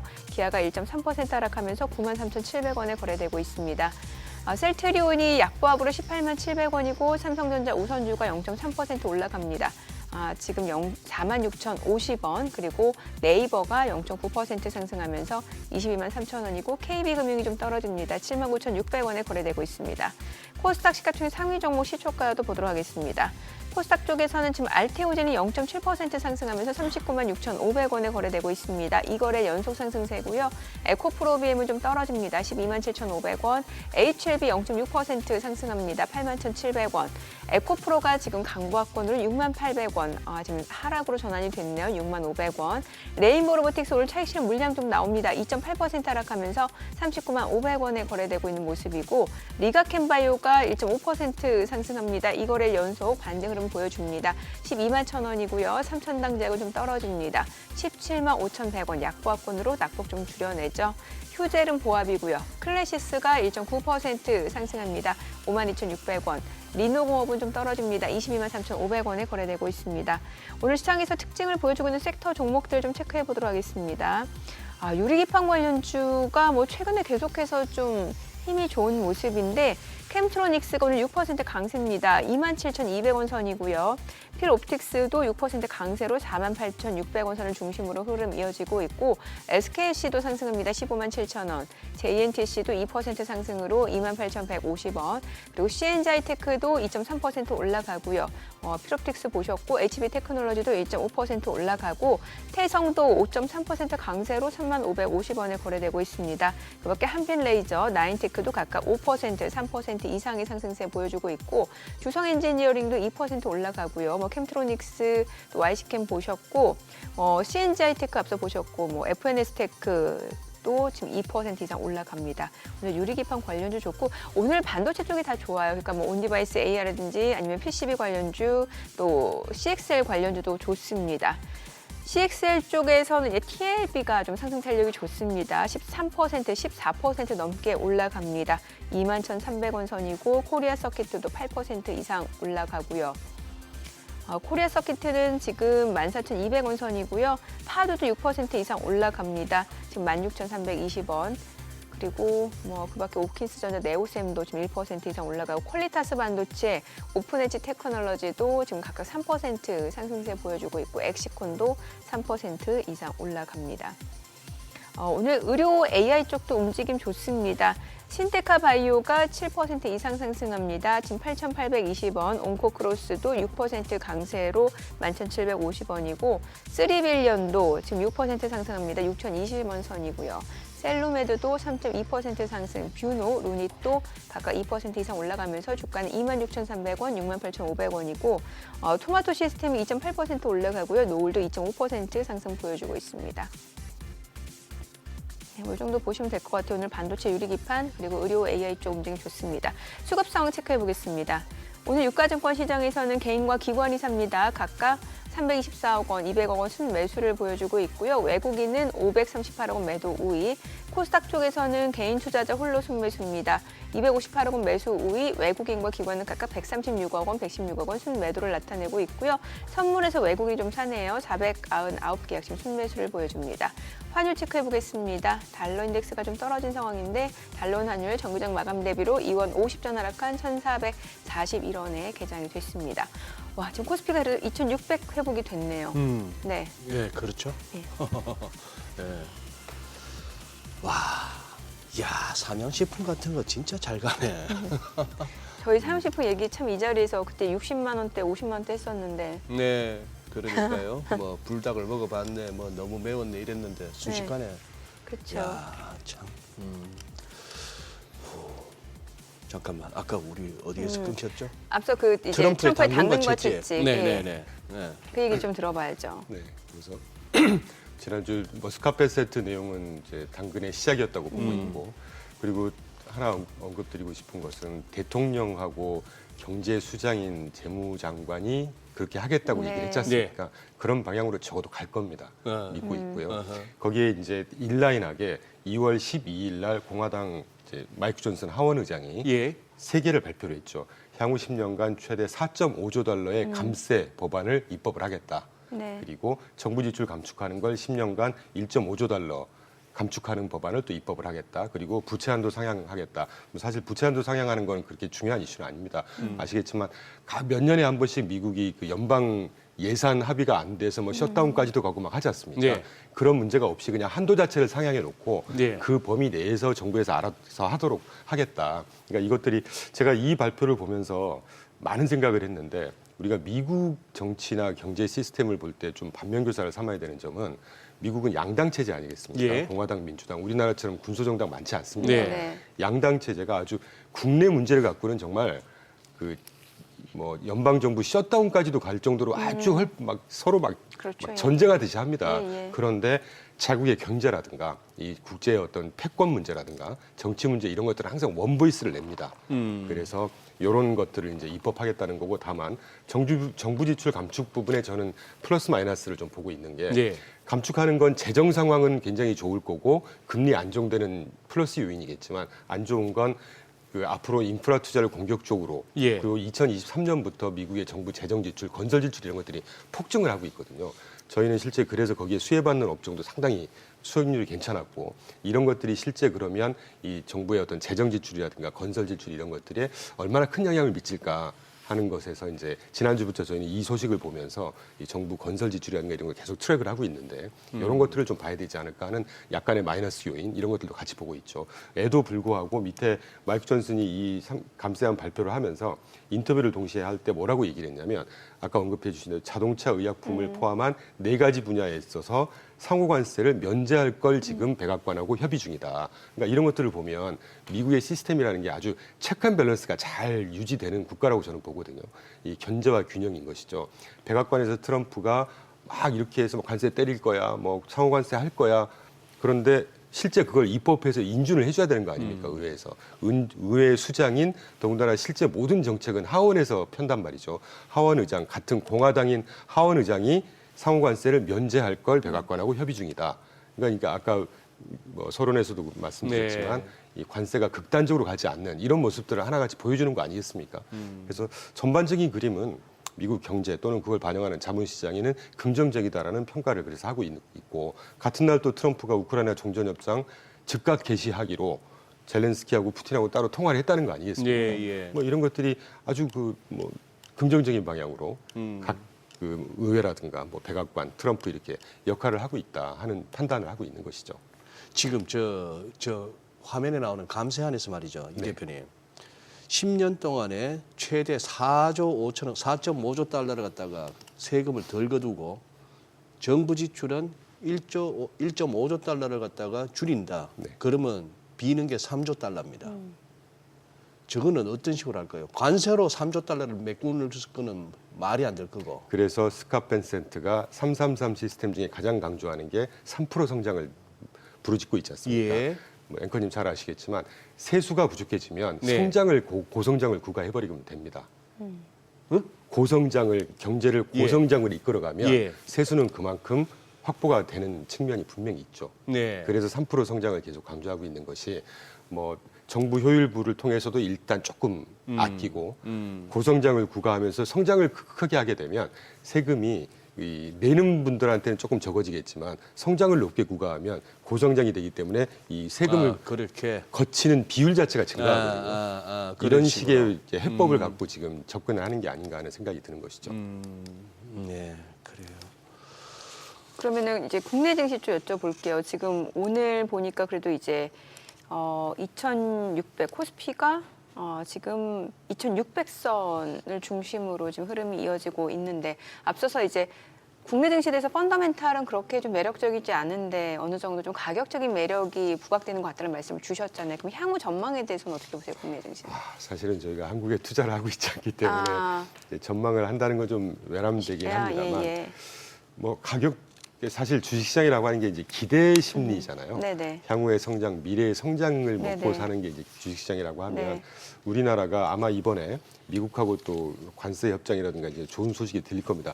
크게 볼 때 이 트럼프발 관세가 아주 큰 충격은 없을 거라고 봅니다. 아주 전략적으로 중요한 요충지고 한국이 또 한국을 포기하기에는 굉장히 또 뭐 그런 위치에 있기 때문에 전략적으로 그런 소식을 포함해서 요번에 이제 추경이라든가 뭐 어떤 이런 것들이 어떻게 될지는 좀 봐야 될 것 같긴 한데 네네.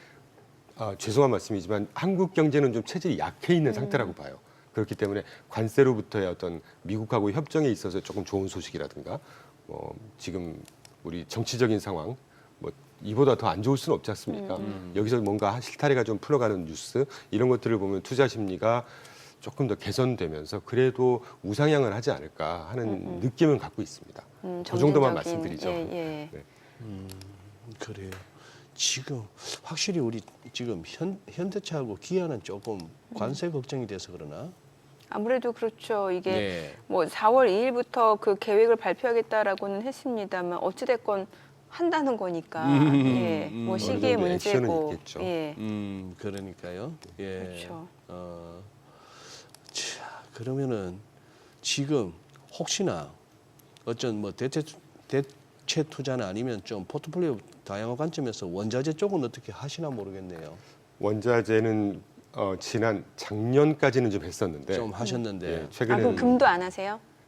금을 아주 짧은 기간 동안 네. 했다가 조금 수익 내고 음, 하지 않고 있습니다 지금.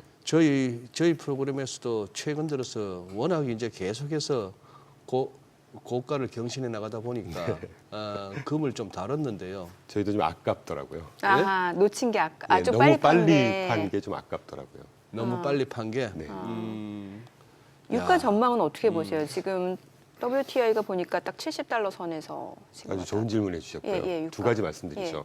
제가 지난 28년 동안 경험을 볼 때 네. 유가나 환율을 맞추는 것은 굉장히 어렵습니다. 어렵죠. 예. 유가도 환율처럼 해지 수요라든가 이런 것들이 굉장히 많이 흔들리기 때문에 그런데 유가라는 게 결론부터 말씀드리면 저는 60불 후반에서 한 80불 초반으로 딱 평균 밴드를 보고 있거든요. 거기에서 벗어나지 않습니다. 네네. 왜냐하면 유가라는 게 이렇게 캐내는 아주 쉽게 캐내는 게 사막에서 땅 파면 그냥 나오는 거 배럴당 한 10불 정도 돼요. BEP가 가장 비싼 게 언 땅 러시아 동토에서 막 깨가지고 파는 거 그거보다 더 비싼 게 아주 먼 바다에 가서 파는 네네. 거 이게 BEP가 높은 곳은 55불, 60불 됩니다. 이걸 딱 평균하면 한 65불 나오거든요. 그럼 거기에 뭐 마켓 프리미엄 이런 거 포함하면 한 75불 정도로 저는 평균을 보고 네네. 있고 뭐 맞출 수 없으니까 이제 밴드로 보고 있는데 예. 지금 70불 여기서 더 튀지는 않을 거라고 보고 있는 것이 미국이 지금 2015년도에 수출금지법 제안했던 거를 해제를 하고 예. 2018년도 9월 달에 전 세계 수출 생산국 1위로 올라서고 그렇죠. 2019년 9월 달에 순수출국으로 전환을 했습니다. 중요한 게 최근 리그 카운트라고 하죠. 예, 예. 시추선 가동 숫자가 예. 지난 1월부터 계속 증가하고 있습니다. 아니 계속 시추하라면서요, 또 트럼프는. 네. 예. 그렇게 되면 유가 공급이 어떻게 될까요? 그럼 유가가 어떻게 될까요? 유가가 적어도 세게 가는 펀더멘탈은 아니다. 오히려 좀 하방 압력이 있을 수 있겠네요. 그렇죠. 여기다가 우크라이나 종전도 임박했다라고 당연하죠. 하니까 그렇다면 또 러시아산 그러면 또 원유가 60불 한번 또 보고 오는 또 시기가 오겠죠. 아니, 트럼프 곧 푸틴 만난다면서요. 예. 그리고 또 하나는 뭐 유가라고 하는 것이 우리가 알게 모르게 이 물가 전반에 미치는 영향이 굉장히 큽니다. 그렇죠. 모든 네. 공산품들이 거의 석유에서부터 시작을 하니까. 네. 그러면 일단 물가 잡겠다고 했지 않습니까? 그럼 네. 가장 먼저 손대는 게 유가죠. 에너지 생산 늘리고 뭐 이런 흐름으로 보면 유가가 다시 뭐 60불 초반으로 갈지는 모르겠습니다만 60불대 한번 보고 또 오는 적어도 80불 찍고 90불 그런 시기는 당분간 안 올 거라고 보고 있습니다. 그러면 이제 유가가 좀 떨어진다 하더라도 이게 뭔가 수요 둔화라기보다는 공급 증가로 그렇죠. 인한 하락일 가능성이 있기 네, 때문에 바로 보신 것 같습니다. 뭐 미국 경기 펀더멘털은 큰 영향이 없을 거다 이렇게 그럼요. 보시는 네, 거네요. 네. 그리고 유가가 막 싸지고 이러면 일단 예. 물가는 훈풍을 불 그렇죠. 것이고 예. 경제 활동에는 좀 더 긍정적인 영향을 미치지 않겠습니까? 제 지인 중에는 하나만 계속 들여다보면 뭐가 잘 보인대요. 뭐요? WTI 선물만 하시는 아. 분이 계세요. 예, 이것도 나름 보니까 출렁출렁거리다 보니. 근데 지금 보니 딱 작년 말 한 12월 30일 그 무렵부터 시작해서 주르륵 올라갔다가 주르륵 빠지는 게 이거 완전 도화지 접은 건네요. 완전 데칼코마니네요. 그래서 완전 작년 말 수준으로 그냥 되돌아왔는데. 유가를 볼 때는 저는 두 가지 기준으로 보려고 하죠. 하나는 해지 수요 부분이고 네. 하나는 해지 부분? 수급 부분이고. 근데 지금은 수급이 지배하는 시기가 아닐까 하는 생각을 하는 것이죠. 빨리 주유소에 갔을 때 기름 넣으면서 지금보다 리터당 한 200원 정도 낮은 시세 보고 싶습니다. 환율도 떨어져줘, 유가도 좀 떨어져줘. 트럼프가 아마 그런 시기를 유도할 겁니다. 저는 그렇게 믿고 있습니다. 그렇게 믿고 있습니다. 미국은 달러 시세하고 유가 시세 바로바로 반영되는데 우리는 올라갈 때는 진짜 정광석가처럼 올리는데 빠질 때는 또 아주 늦게 반영하는 게 좀 있죠. 저 그래서 전기차로 바꾼 거예요. 그래서 전기차로 바꾸셨어요? 네. 답답해서.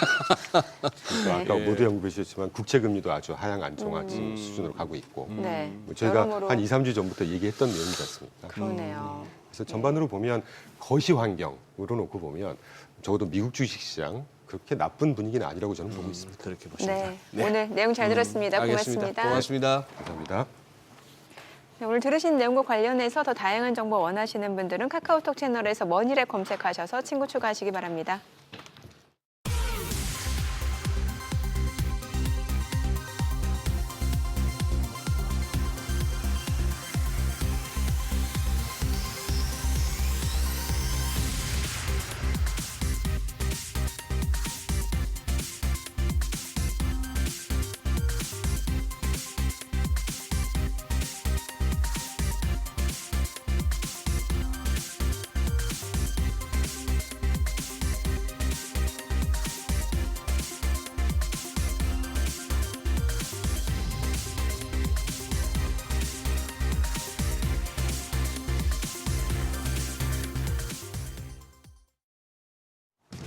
이 시각 시황입니다. 국내 증시가 이제는 관세에는 강한 모습을 보여주고 있습니다. 오늘도 양대 지수 모두 강세 보여주고 있는데요. 코스피가 0.23% 상승하면서 2,596포인트, 2,600선 장중에 좀 다시 한번 회복하는 모습 보여줬었고요. 코스닥도 0.46% 상승하면서 759포인트 가리키고 있습니다. 수급 상황 보시죠. 유가증권 시장입니다. 외국인 오늘도 지금 매도 우위를 보여주고 있습니다. 1,151억 원의 팔자 포지션 취하고 있고요. 반면에 기관이 402억 원 사들이고 있고 개인도 749억 원 순매수하면서 지수를 끌어올리고 있는 모습입니다. 코스닥 시장도 보겠습니다. 코스닥 시장에서는 메이저 수급 주체의 양 매도가 나옵니다. 외국인이 226억 원의 팔자 포지션 취하고 있고 기관도 251억 원 매도 우위 기록 중입니다. 코스닥 시장에서는 개인만 홀로 563억 원 사자세 나타내고 있습니다. 등락률 상하위 업종입니다. 오늘은 건강관리 기술과 비철금속 그리고 전자장비와 기기 업종이 상승률 상위권에 위치해 있습니다. 반면에 기계, 자동차, 전기 유틸리티 쪽은 하락폭이 큰 것으로 집계됩니다. 그럼 시장을 주도하는 테마 종목별 시세 체크하겠습니다. 오늘도 유리기판 관련주가 올라갑니다. 삼성전자가 반도체 유리기판 사업을 시작한다는 소식이 나온 이후에 관련주 계속해서 주목받고 있는데요. 전 거래일에는 PIE가 장 마감 후에 역대 최고 실적을 내면서 관련주 전반적으로 시간외 거래에서 강했었는데 오늘까지도 상승 흐름 이어지고 있습니다. PIE 오늘 지금 25% 급등세 보여주고 있습니다. 거래가 11,750원이고요. 더불어서 필옵틱스도 6.26% 강세입니다. 48,350원. 캠트로닉스가 7% 넘게 올라갑니다. 27,450원에 거래되고 있습니다. 더불어서 태성이 5.17%, 한빛레이저도 5.25% 상승세 시현 중입니다. 오늘 반도체 관련주들도 전반적으로 분위기가 좋은데요. 특히 컴퓨터 익스프레스 링크, CXL 관련주가 상승합니다. 삼성전자와 SK하이닉스가 CXL 메모리 양산에 나선다고 밝힌 소식 덕분인데요. 특히 TLB 같은 경우에는 삼성전자와 SK하이닉스의 단독으로 CXL PCB 모듈 샘플을 제공하고 있는 것으로 알려집니다. 현재 13% 넘는 상승세 보여주면서 거래가 21,000원으로 집계되고 있습니다. 그 밖에 코리아 서키트가 6.2%, 파두가 4%대 강세 보여주고 있고요. 퀄리타스 반도체 4.35% 올라갑니다. 현재 거래가 16,080원. 엑시콘도 2.7% 강세로 거래가는 14,410원으로 집계되고 있습니다. 다음은 온디바이스 AI 관련주입니다. 정부의 온디바이스 AI 1조 원 투자 계획이 국내 반도체 소부장 기업들의 실적 개선을 이끌 것으로 예상이 되면서 관련주 오늘까지도 주목받고 있는데요. 관련주 내에서는 심택이 14.3% 급등합니다. 거래가는 17,660원. 에이펙트도 12% 가까이 올라갑니다. 3,055원대에 거래되고 있고요. 아이언 디바이스 6.17% 강세입니다. 5,160원. 태성이 5.52% 상승하면서 36,600원에 거래되고 있고 대덕전자도 2.74% 상승 중입니다. 거래가는 26,600원입니다. 마지막으로 의료 AI 관련주 함께 보시죠. 샘 올트먼 오픈 AI 최고 경영자가 이제 저번에 방한해서 의료용 챗 GPT 개발 가능성을 시사하면서 관련주가 그때부터 좀 관심이 받고 있는데요. 관련주 내에서는 3빌리언 오늘 7.4% 올라갑니다. 6,090원에 거래되고 있고요. 온코크로스도 7% 가까운 강세 보여줍니다. 11,800원에 거래되고 있습니다. 그 밖에 신테카바이오가 6.46% 올라가면서 8,730원, 셀루메드가 2% 가까운 강세 보여주고 있고요. 토마토 시스템도 8% 가까운 상승세 시현 중입니다. 현재 거래가 5,700원입니다. 현재 코스피가 2,590선에서 좀 흐름을 보여주고 있는데 오늘 2,600선에 안정적으로 안착할 수 있을지 장중의 흐름 계속해서 예의주시해 보셔야겠습니다. 지금까지 시장 상황 전해드렸습니다. 서학개미 브리핑입니다. 지난 한 주간 서학개미의 거래 내역 살펴보시죠. 먼저 5위는 엔비디아입니다.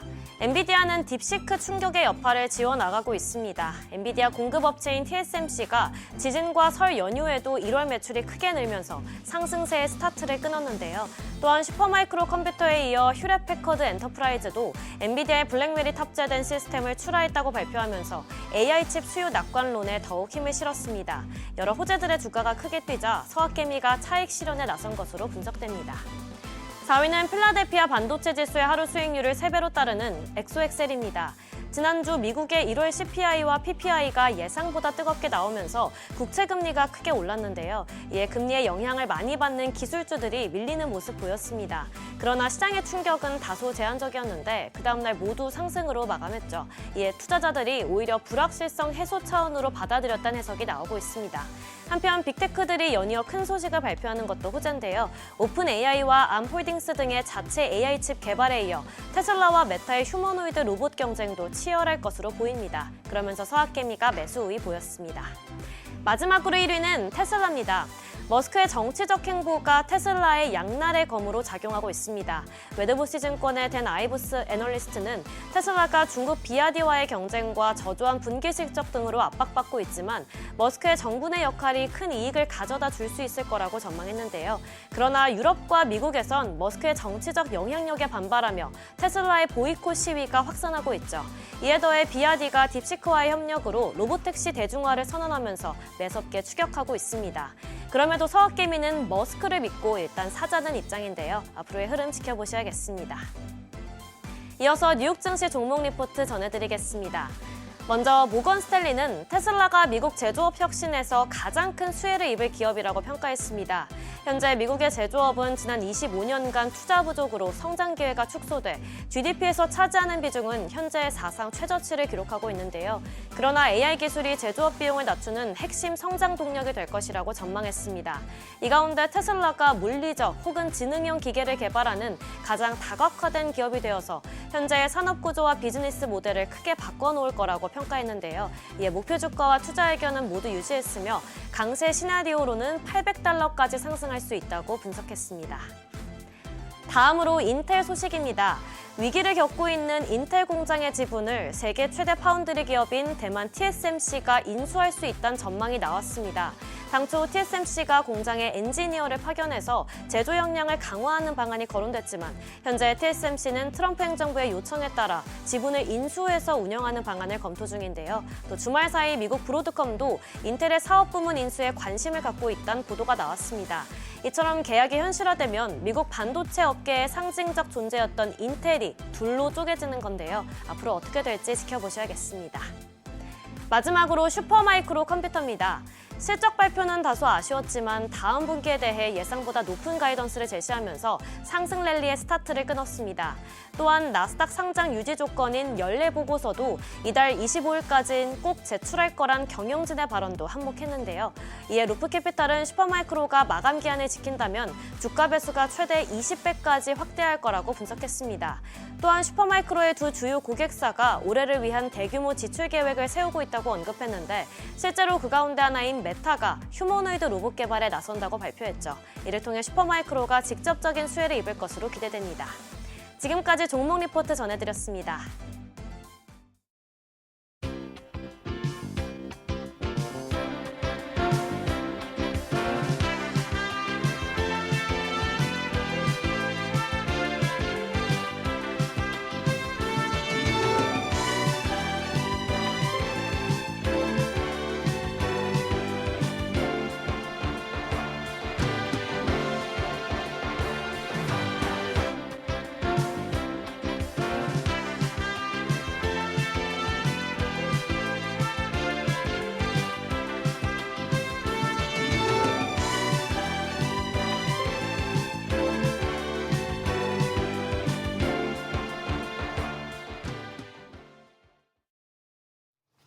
네, 미국 트럼프 대통령이 내놓는 관세 정책에 국내 증시가 영향을 받자 투자자들은 이제 관세 무풍지대를 찾아 나서고 있습니다. 대표적인 업종으로 조선, 방산 등이 꼽히고 있죠.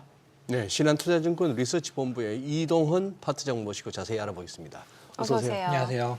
네, 파트장님. 자, 이게 투자자들이 이제 트럼프 2기가 출범하면서 이제 관세 공포나 뭐 관세 관련한 피해가 없을 종목들을 찾아 나서는 상황인데 이제 대표적으로 조선, 방산주가 꼽히고 있고 저기 또 전선 전력기기 쪽도 어떻게 보면 미국이 답답한 쪽이라서 관세 덜 때릴 것 같은데 맞습니까? 맞습니다. 예. 미국이 답답하다는 표현이 중요한 것 같은데요. 네.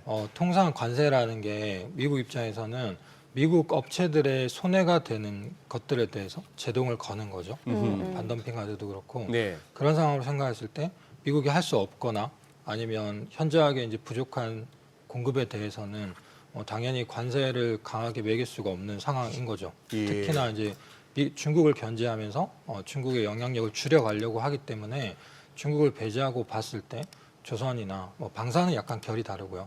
전력기계 같은 경우에는 관세를 많이 부과할 수가 없는 상황이고 방산 같은 경우에는 트럼프 자체가 여러 가지 지정학적 리스크를 노출시키고 있는 상황이기 때문에 요 해당 섹터에 대해서는 관세 영향이 크지 않다 이렇게 보고 있습니다.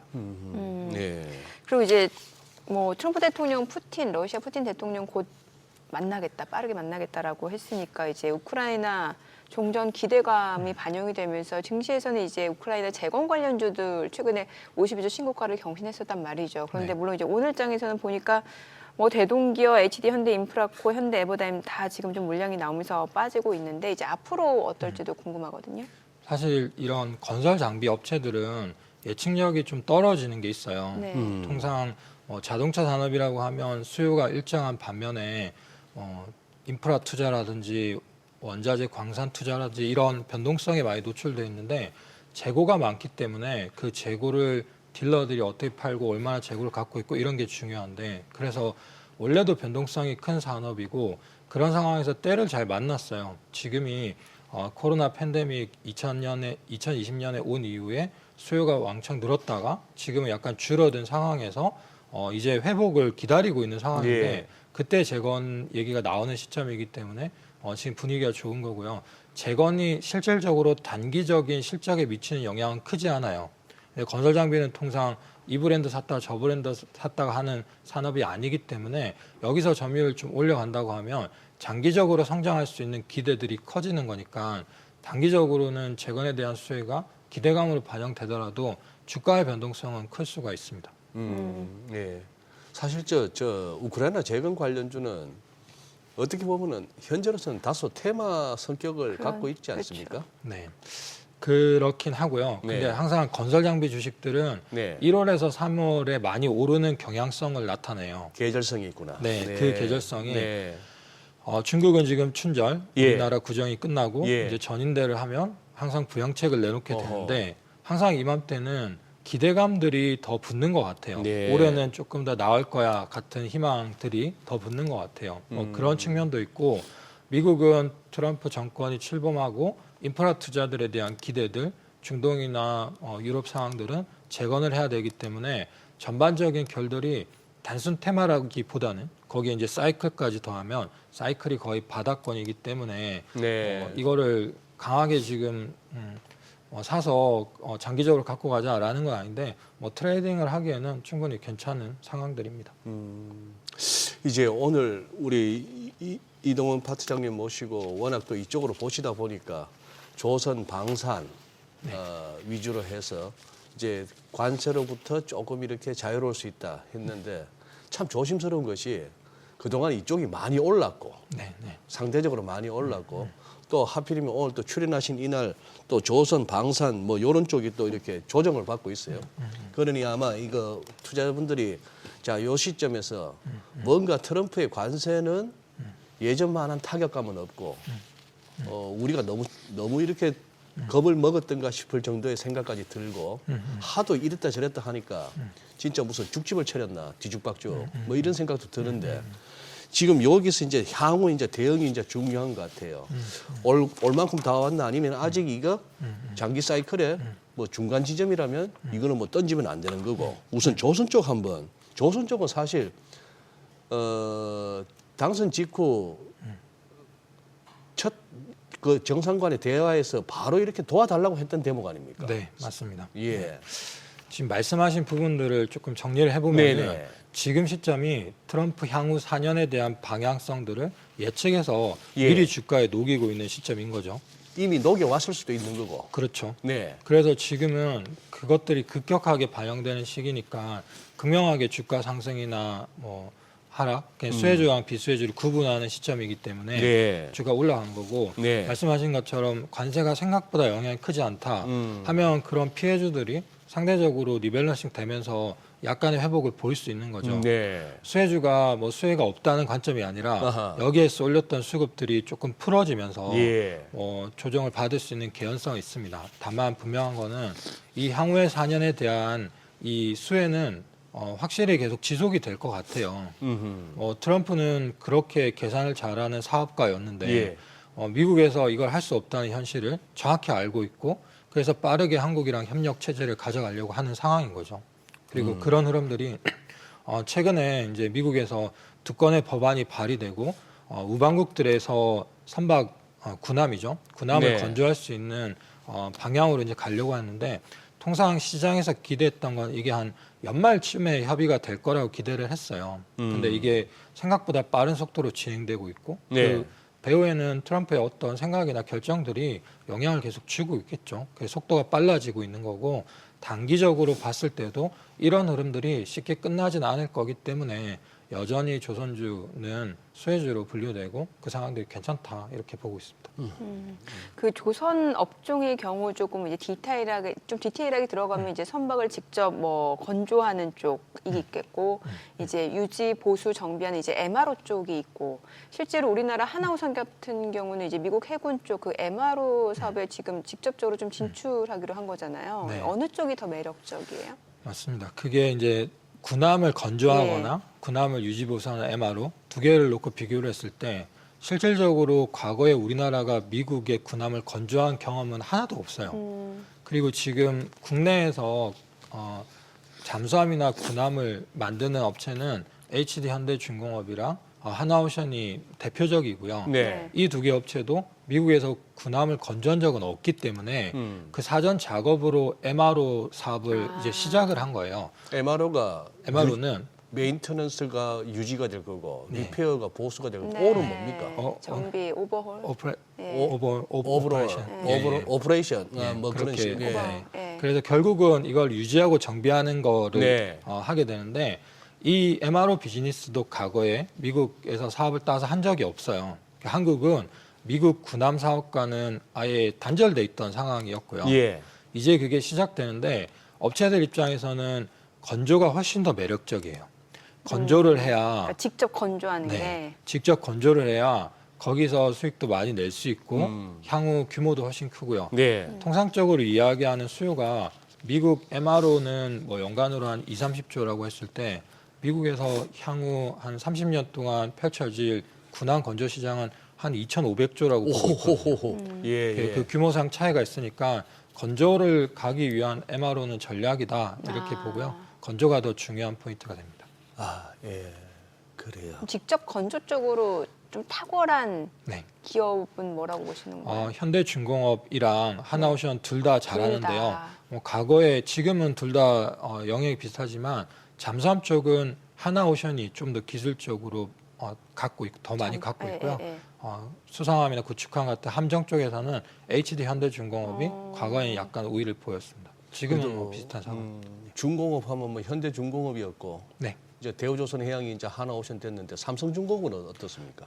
삼성중공업은 방산 비즈니스를 하지 않아요. 하지 않아요. 네, 이건 다 인가 사업이기 때문에 7, 80년대부터 계속 지속이 네. 되었고 삼성은 대신에 LNG 관련된 그쪽으로. 라인 LNG 쪽. 그러니까 미국 해군 함정이라는 이쪽은 이제 HD 현대중공업 하나오션을 봐야 되고 네. LNG선 쪽은 삼성중공업을 봐야 되고. 맞습니다. 예. 이게 지금 참 그거 해서 우리가 방산주가 그동안 너무 좋아가지고 미국 방산 어떤가 싶었더니 이 대표적인 그 록히드 마틴이 10월 20일, 21일 그 무렵에 한 618불 이 정도 찍었던 이 주가가 지금 보니까 423불이에요. 네. 거의 30% 넘게 빠졌어요. 뭐 줄줄줄 흘러내렸는데 작년 10월 하순 접어들면서부터. 근데 우리는 그 기간 동안에 또 방산주는 올랐고. 자, 여기서 지금 이제 트럼프 대통령이 시 주석하고 푸틴 대통령한테 우리 국방 지출 절반씩 줄이자. 절반으로. 자, 이런 제안도 했단 말입니다. 그러기다 이제 러시아 우크라이나 전쟁도 종식 가능성도 있고 한데 지금 그렇다면 요거 제1감으로는 우리 방산주의 악재 같은데요. 네. 뭐 그렇게 볼 수도 있는데요. 근데 그 상황들이 미국 방산업체들한테 피해로 다가가는 건 맞는 것 같아요. 미국 방산업체? 네, 미국 방산업체. 네네네. 군비가 줄어들 여지에 대한 그런 우려들을 해볼 수 있을 것 같은데 한국 방산업체들은 결이 좀 다릅니다. 말씀 주신 예. 록히드 마틴의 주가가 하락했는데 예. 한국 방산업체 하나에어로스페이스나 현대로템은 예. 작년 11월이 아니라 올해 연초부터 해도 이제 두 달이 안 되는데 60% 글쎄, 올랐어요. 엄청나죠. 예. 그 상승을 어떻게 해석해야 되냐 했을 예. 때 한국 업체들은 미국의 방산 물자에 대한 뭐 수주나 수혜는 없어요. 근데 전 세계 군비 상황들을 보면 이미 러우 전쟁을 거치며 또는 중동 전쟁을 거치며 너무 많은 무기들이 소진됐고 예. 한국 업체는 이제 수주나 실적이 이제 계속 늘어가는 구간에 있습니다. 그래서 지금 피해를 보는 미국의 대표적인 업체들은 전 세계 방산에서 이제 많은 영역을 차지하고 있는 업체들이고 성장성이 제한돼 있는데 한국 방산업체들은 이제 수출이 늘어나고 있는 구간이기 때문에 이 수혜가 다르기 때문에 미국 방산주를 아주 단순하게는 가치주라고 하면 한국은 성장주 관점에서 그런 볼 식으로 수가 있습니다. 컨셉이 다르네요. 네, 맞습니다. 우리나라 방산기업이 미국 쪽만 수출하는 게 아니라 보면 뭐 폴란드라든지 이런 네. 쪽도 수출량이 꽤 많잖아요. 네, 맞습니다. 예. 그리고 이건 좀 다른 얘기일 수 있겠습니다만 이제 앞으로 무인 전투기가 대세가 되는 거잖아요. 그럼 이쪽으로도 빠르게 좀 개발하는 업체가 앞으로 성장성이 더 좋지 않을까요? 사실 뭐 그런 기술은 미국이 더 앞서 있긴 아, 한데요. 그래요? 근데 그런 부분도 장기적인 성장성을 보장합니다.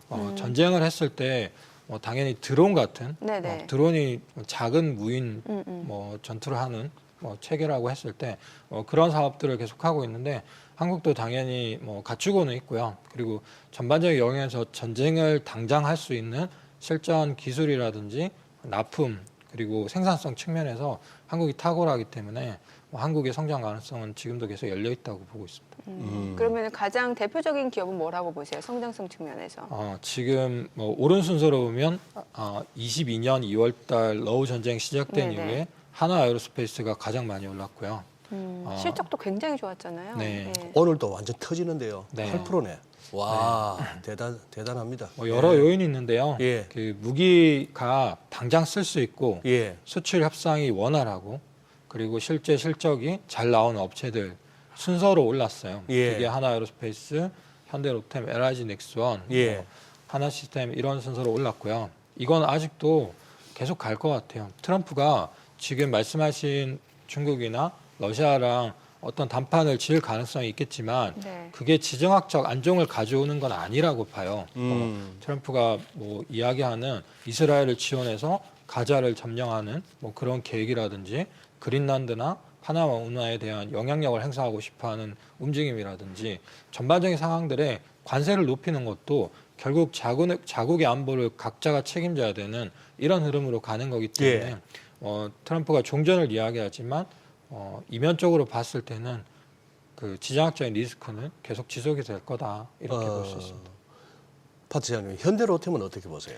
현대로템도 좋습니다. 이제 차이는 예. 현대로템은 K2 전차 탱크를 만드는 탱크고. 거고 하나에어로스페이스는 K9 자주포 그리고 천무 다련장포 여러 가지 또 다른 체계들을 만드는데 수출해서 이 자주포가 훨씬 더 쉬운 그 협상 조건이었어요. 예. 자주포는 후방에서 지원하는 무기이기 예. 때문에 그랬고 K2 전차는 전방 공격 무기이기 때문에 세부 협상이 굉장히 오래 걸려요. 그래서 이 수제 시차에 따라서 차이가 있었고 이익도 하나에어로스페이스가 훨씬 더 빨리 마진을 올려갔는데 현대로템도 그대로 따라가고 있는 상황이고 수요도 지금 대규모 계약, 뭐 폴란드 2차 계약이라든지 루마니아, 그 이외에 이제 중동 국가들에 대한 수주 기대 이런 것들이 붙기 때문에 로템도 그대로 좋습니다. 한국 항공우주가 작년에 한 10월 중순부터 한 달 정도 바짝 시세를 냈는데 그냥 원위치 주저앉았거든요. 약간의 아쉬운 점인데요. 네. 그 다른 업체들이랑 같이 22년에 예. 폴란드에서 대규모 수주를 했는데 예. 하나에어로스페이스나 현대로템은 엄청난 마진이 거두고 있어요. 근데 예. 한국항공우주는 상대적으로 마진이 그렇게까지 높진 않아요. 이유는 그냥 군용기 자체가 기술 개발도 많이 들어가야 예. 되고 전 세계적인 경쟁도 조금 심해서 마진율이 좀 차이가 나는 것 같고요. 그런 측면에서 주가도 상대적으로 덜 올랐어요. 그래서 한국항공우주만 놓고 보면 이 뭐 수출 수주 같은 경우에도 협상이 오래 걸리는데 이런 것들이 조금씩 늘어갈 테니까 뭐 한국항공우주의 절대 주가로 봤을 때는 바닥권이라 생각하는데 상대적인 매력도에서는 조금 떨어지는 게 사실입니다. 말 나온 김에 저 LIG 넥스원도 한번 진단해 주시면. 네, LIG 넥스원도 주가가 어마어마하게 많이 올랐습니다. 예. 그리고 이 무기 체계들이 유도무기라고 부르는데요. 예. 탄이 그냥 날아가서 그냥 그 원하는 좌표에 그냥 떨어지는 거라면 이걸 추적해서 이제 날아가는 유도무기를 만드는데 예. 이거는 이제 다층 방어 시스템, 그러니까 상대의 무기에 대해서 방어하는 시스템을 구축할 때 넥스원의 무기가 이제 필연적입니다. 그래서 어느 국가 할 것 없이 자국의 안보를 위해서 방어 체계를 구축하고 싶어 할 텐데 예. 수요가 이제 굉장히 급증을 하는 거죠. 다만 폴란드에는 계약이 안 됐기 때문에 폴란드에서 지금 누리는 엄청난 마진은 지금은 아닙니다. 근데 중동 국가들에서 대규모 수주들을 했고 시간이 가면서 계속 사업들이 확장될 거기 때문에 네. 넥스원도 좋게 보고 있습니다. 네. 이번에 전력기기, 전력 인프라 쪽 볼게요. 이제 예전에는 참 전력 전선 쪽 좀 테마로 움직이는 모습이었는데 이게 이제 AI 데이터 센터에서 필요한 게 꼭 전기, 전력량이잖아요. 이러다 보니까는 이제 실제로 LS 일렉트릭 같은 경우는 미국 빅데이터 센터 수주도 임박했다라고 하고 여기 또 구재근 회장 발언도 있었단 말이죠. 관세 자체는 기회가 될 수 있다 이런 얘기까지 했으니까요. 네, 그 구자균 회장님의 이제 발언은 예. 미국에서 관세를 많이 제기하면 네. 많은 다국적 기업들이 미국에 공장을 짓는 게 훨씬 유리해지는 그렇죠. 거죠. 예. 그래서 다 이제 미국에 공장을 지으면 미국의 전력 소비가 훨씬 늘어날 테니까 그에 따라서 이제 전력기가 더 많이 필요할 거다 이런 얘기고 네. 상당히 의미 있는 얘기예요. 실제로 트럼프 대통령의 일기 시절에도 그렇고 리쇼어링을 강하게 주장했고 네. 지금은 코로나 팬데믹 이후에 실제로 미국에 이제 공장을 계속 짓는 상황이 펼쳐지고 있어요. 그래서 관세는 수혜가 될 게 맞다고 보고 있고요. 그 외에도 말씀하신 데이터 센터나 빅테크 업체들의 투자도 이게 수혜가 되는데 다만 이거는 딥시크 쇼크처럼 많은 전력을 사용하지 않아도 데이터 센터를 운영할 수 있다든지 아니면 뭐 그런 그 이제 조정 여지들도 일부 있는 거죠. 근데 큰 틀에서 봤을 때는 미국의 전력 인프라 투자들은 계속 지속이 될 테고 이 업체들은 공급이 부족한 상황이기 때문에 수혜를 누려가는 게 아직도 남아 있다고 보고 있습니다. 주가 측면에서는 어떻게 보세요? 이거 지금 LS 일렉트릭이 이게 지난주에 전고점 금방 갔다가 네. 지금 한 이틀 음봉이 나오면서 밀리고 있는데 여기 이제 주가 측면은 또 말씀하신 그 네. 업황하고 또 다를 수도 있잖아요. 좋게 보고 있고요. 이유는 원래는 이제 그 정도 눈높이를 높이지 않았었고 그 이유가 송전이랑 배전으로 이렇게 구분해 봐야 되는데 배전 시장 이제 작은 전력기기를 하는 영역들은 변동이 원래 심해요. 네. 그리고 한국의 기업들이 미국에 투자할 때 IRA 법안 같은 지원에 대한 수혜를 받았는데 그게 지금 잘 안 되고 있어요.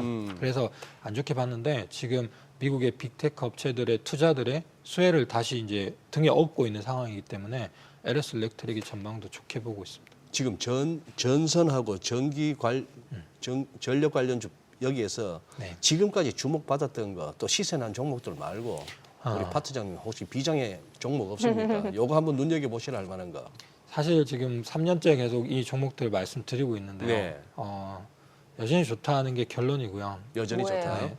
이유는 지금 시대 자체가 상식적으로 이 제가 보는 산업재들이 시클리컬이라고 표현하는 네. 사이클 산업들인데 상식적으로는 안 좋았던 산업들이 올라가거나 안 좋았던 기업들이 올라가는 게 키 맞추기 같은 게 상식적으로는 정상적이에요. 그렇죠. 근데 지금의 시대를 저는 상식이 다 깨진 시대라고 정의를 하는데 지금은 우리가 알던 세계화의 물결도 없고 미국이 독식하는 시장들이 깨질 것 같지도 않아요. 네. 그래서 상식적인 관점에서 보면 그렇게 이제 새롭게 올라올 산업들을 이제 찾아볼 수 있는데 근데 가는 산업들이 계속 간다고 설명드리는 이유는 옛날 같은 상식의 관점에서 시장을 바라보면 아무것도 해석이 안 돼요. 그래서 오늘 지금 많이 올란 종목들이지만 산업들이지만 이걸 계속 강조드리는 이유가 뭐 2, 3년이 좋았던 게 지금도 아직 안 꺼진다라고 설명을 드리는 게 저의 결론입니다.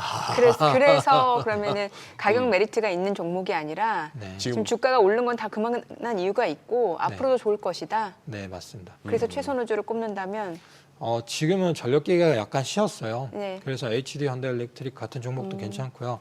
이미 신고가 근처에 있지만 LS 일렉트릭 같은 종목도 좋아요. 네. 그리고 조선방사는 조정이 중간중간 나올 수도 있지만 뭐 개인 투자자라면 월급에서 일부를 떼어서 적립식으로 사는 것도 방법이고 이 4년 동안의 상황들이 지금 말씀드린 산업들에는 여전히 좋게 작용할 거다라는 거를 배경으로 주가를 보시면 좋을 것 같습니다. 알겠습니다. 오늘 내용 잘 들었습니다. 고맙습니다. 고맙습니다. 감사합니다. 오늘 코스피가 그래도 2,600선 좀 어느 정도 지지해 내려고 좀 안간힘을 쓰는 모습이고 코스닥도 760선까지 회복이 됐네요. 예. 네. 은근히 강하네요. 네. 근데 중요한 건 진짜 외국인 수급 없이 올라간다라는 게. 그리고 아시아장도 네. 뭐 그다지 그가진 않은데, 네, 그래요. 네. 장합니다. 저희 방송 중에 전해드린 내용과 관련해서 모든 투자 판단의 책임은 투자자분들께 있다는 점 알려드립니다. 네, 세상의 모든 돈 되는 정보 재테크 노하우 머니쇼 오늘은 여기서 인사드리겠습니다. 여러분의 모든 경제 SBS 비즈가 함께하겠습니다. 저희는 내일 오전 8시에 찾아뵙겠습니다. 고맙습니다.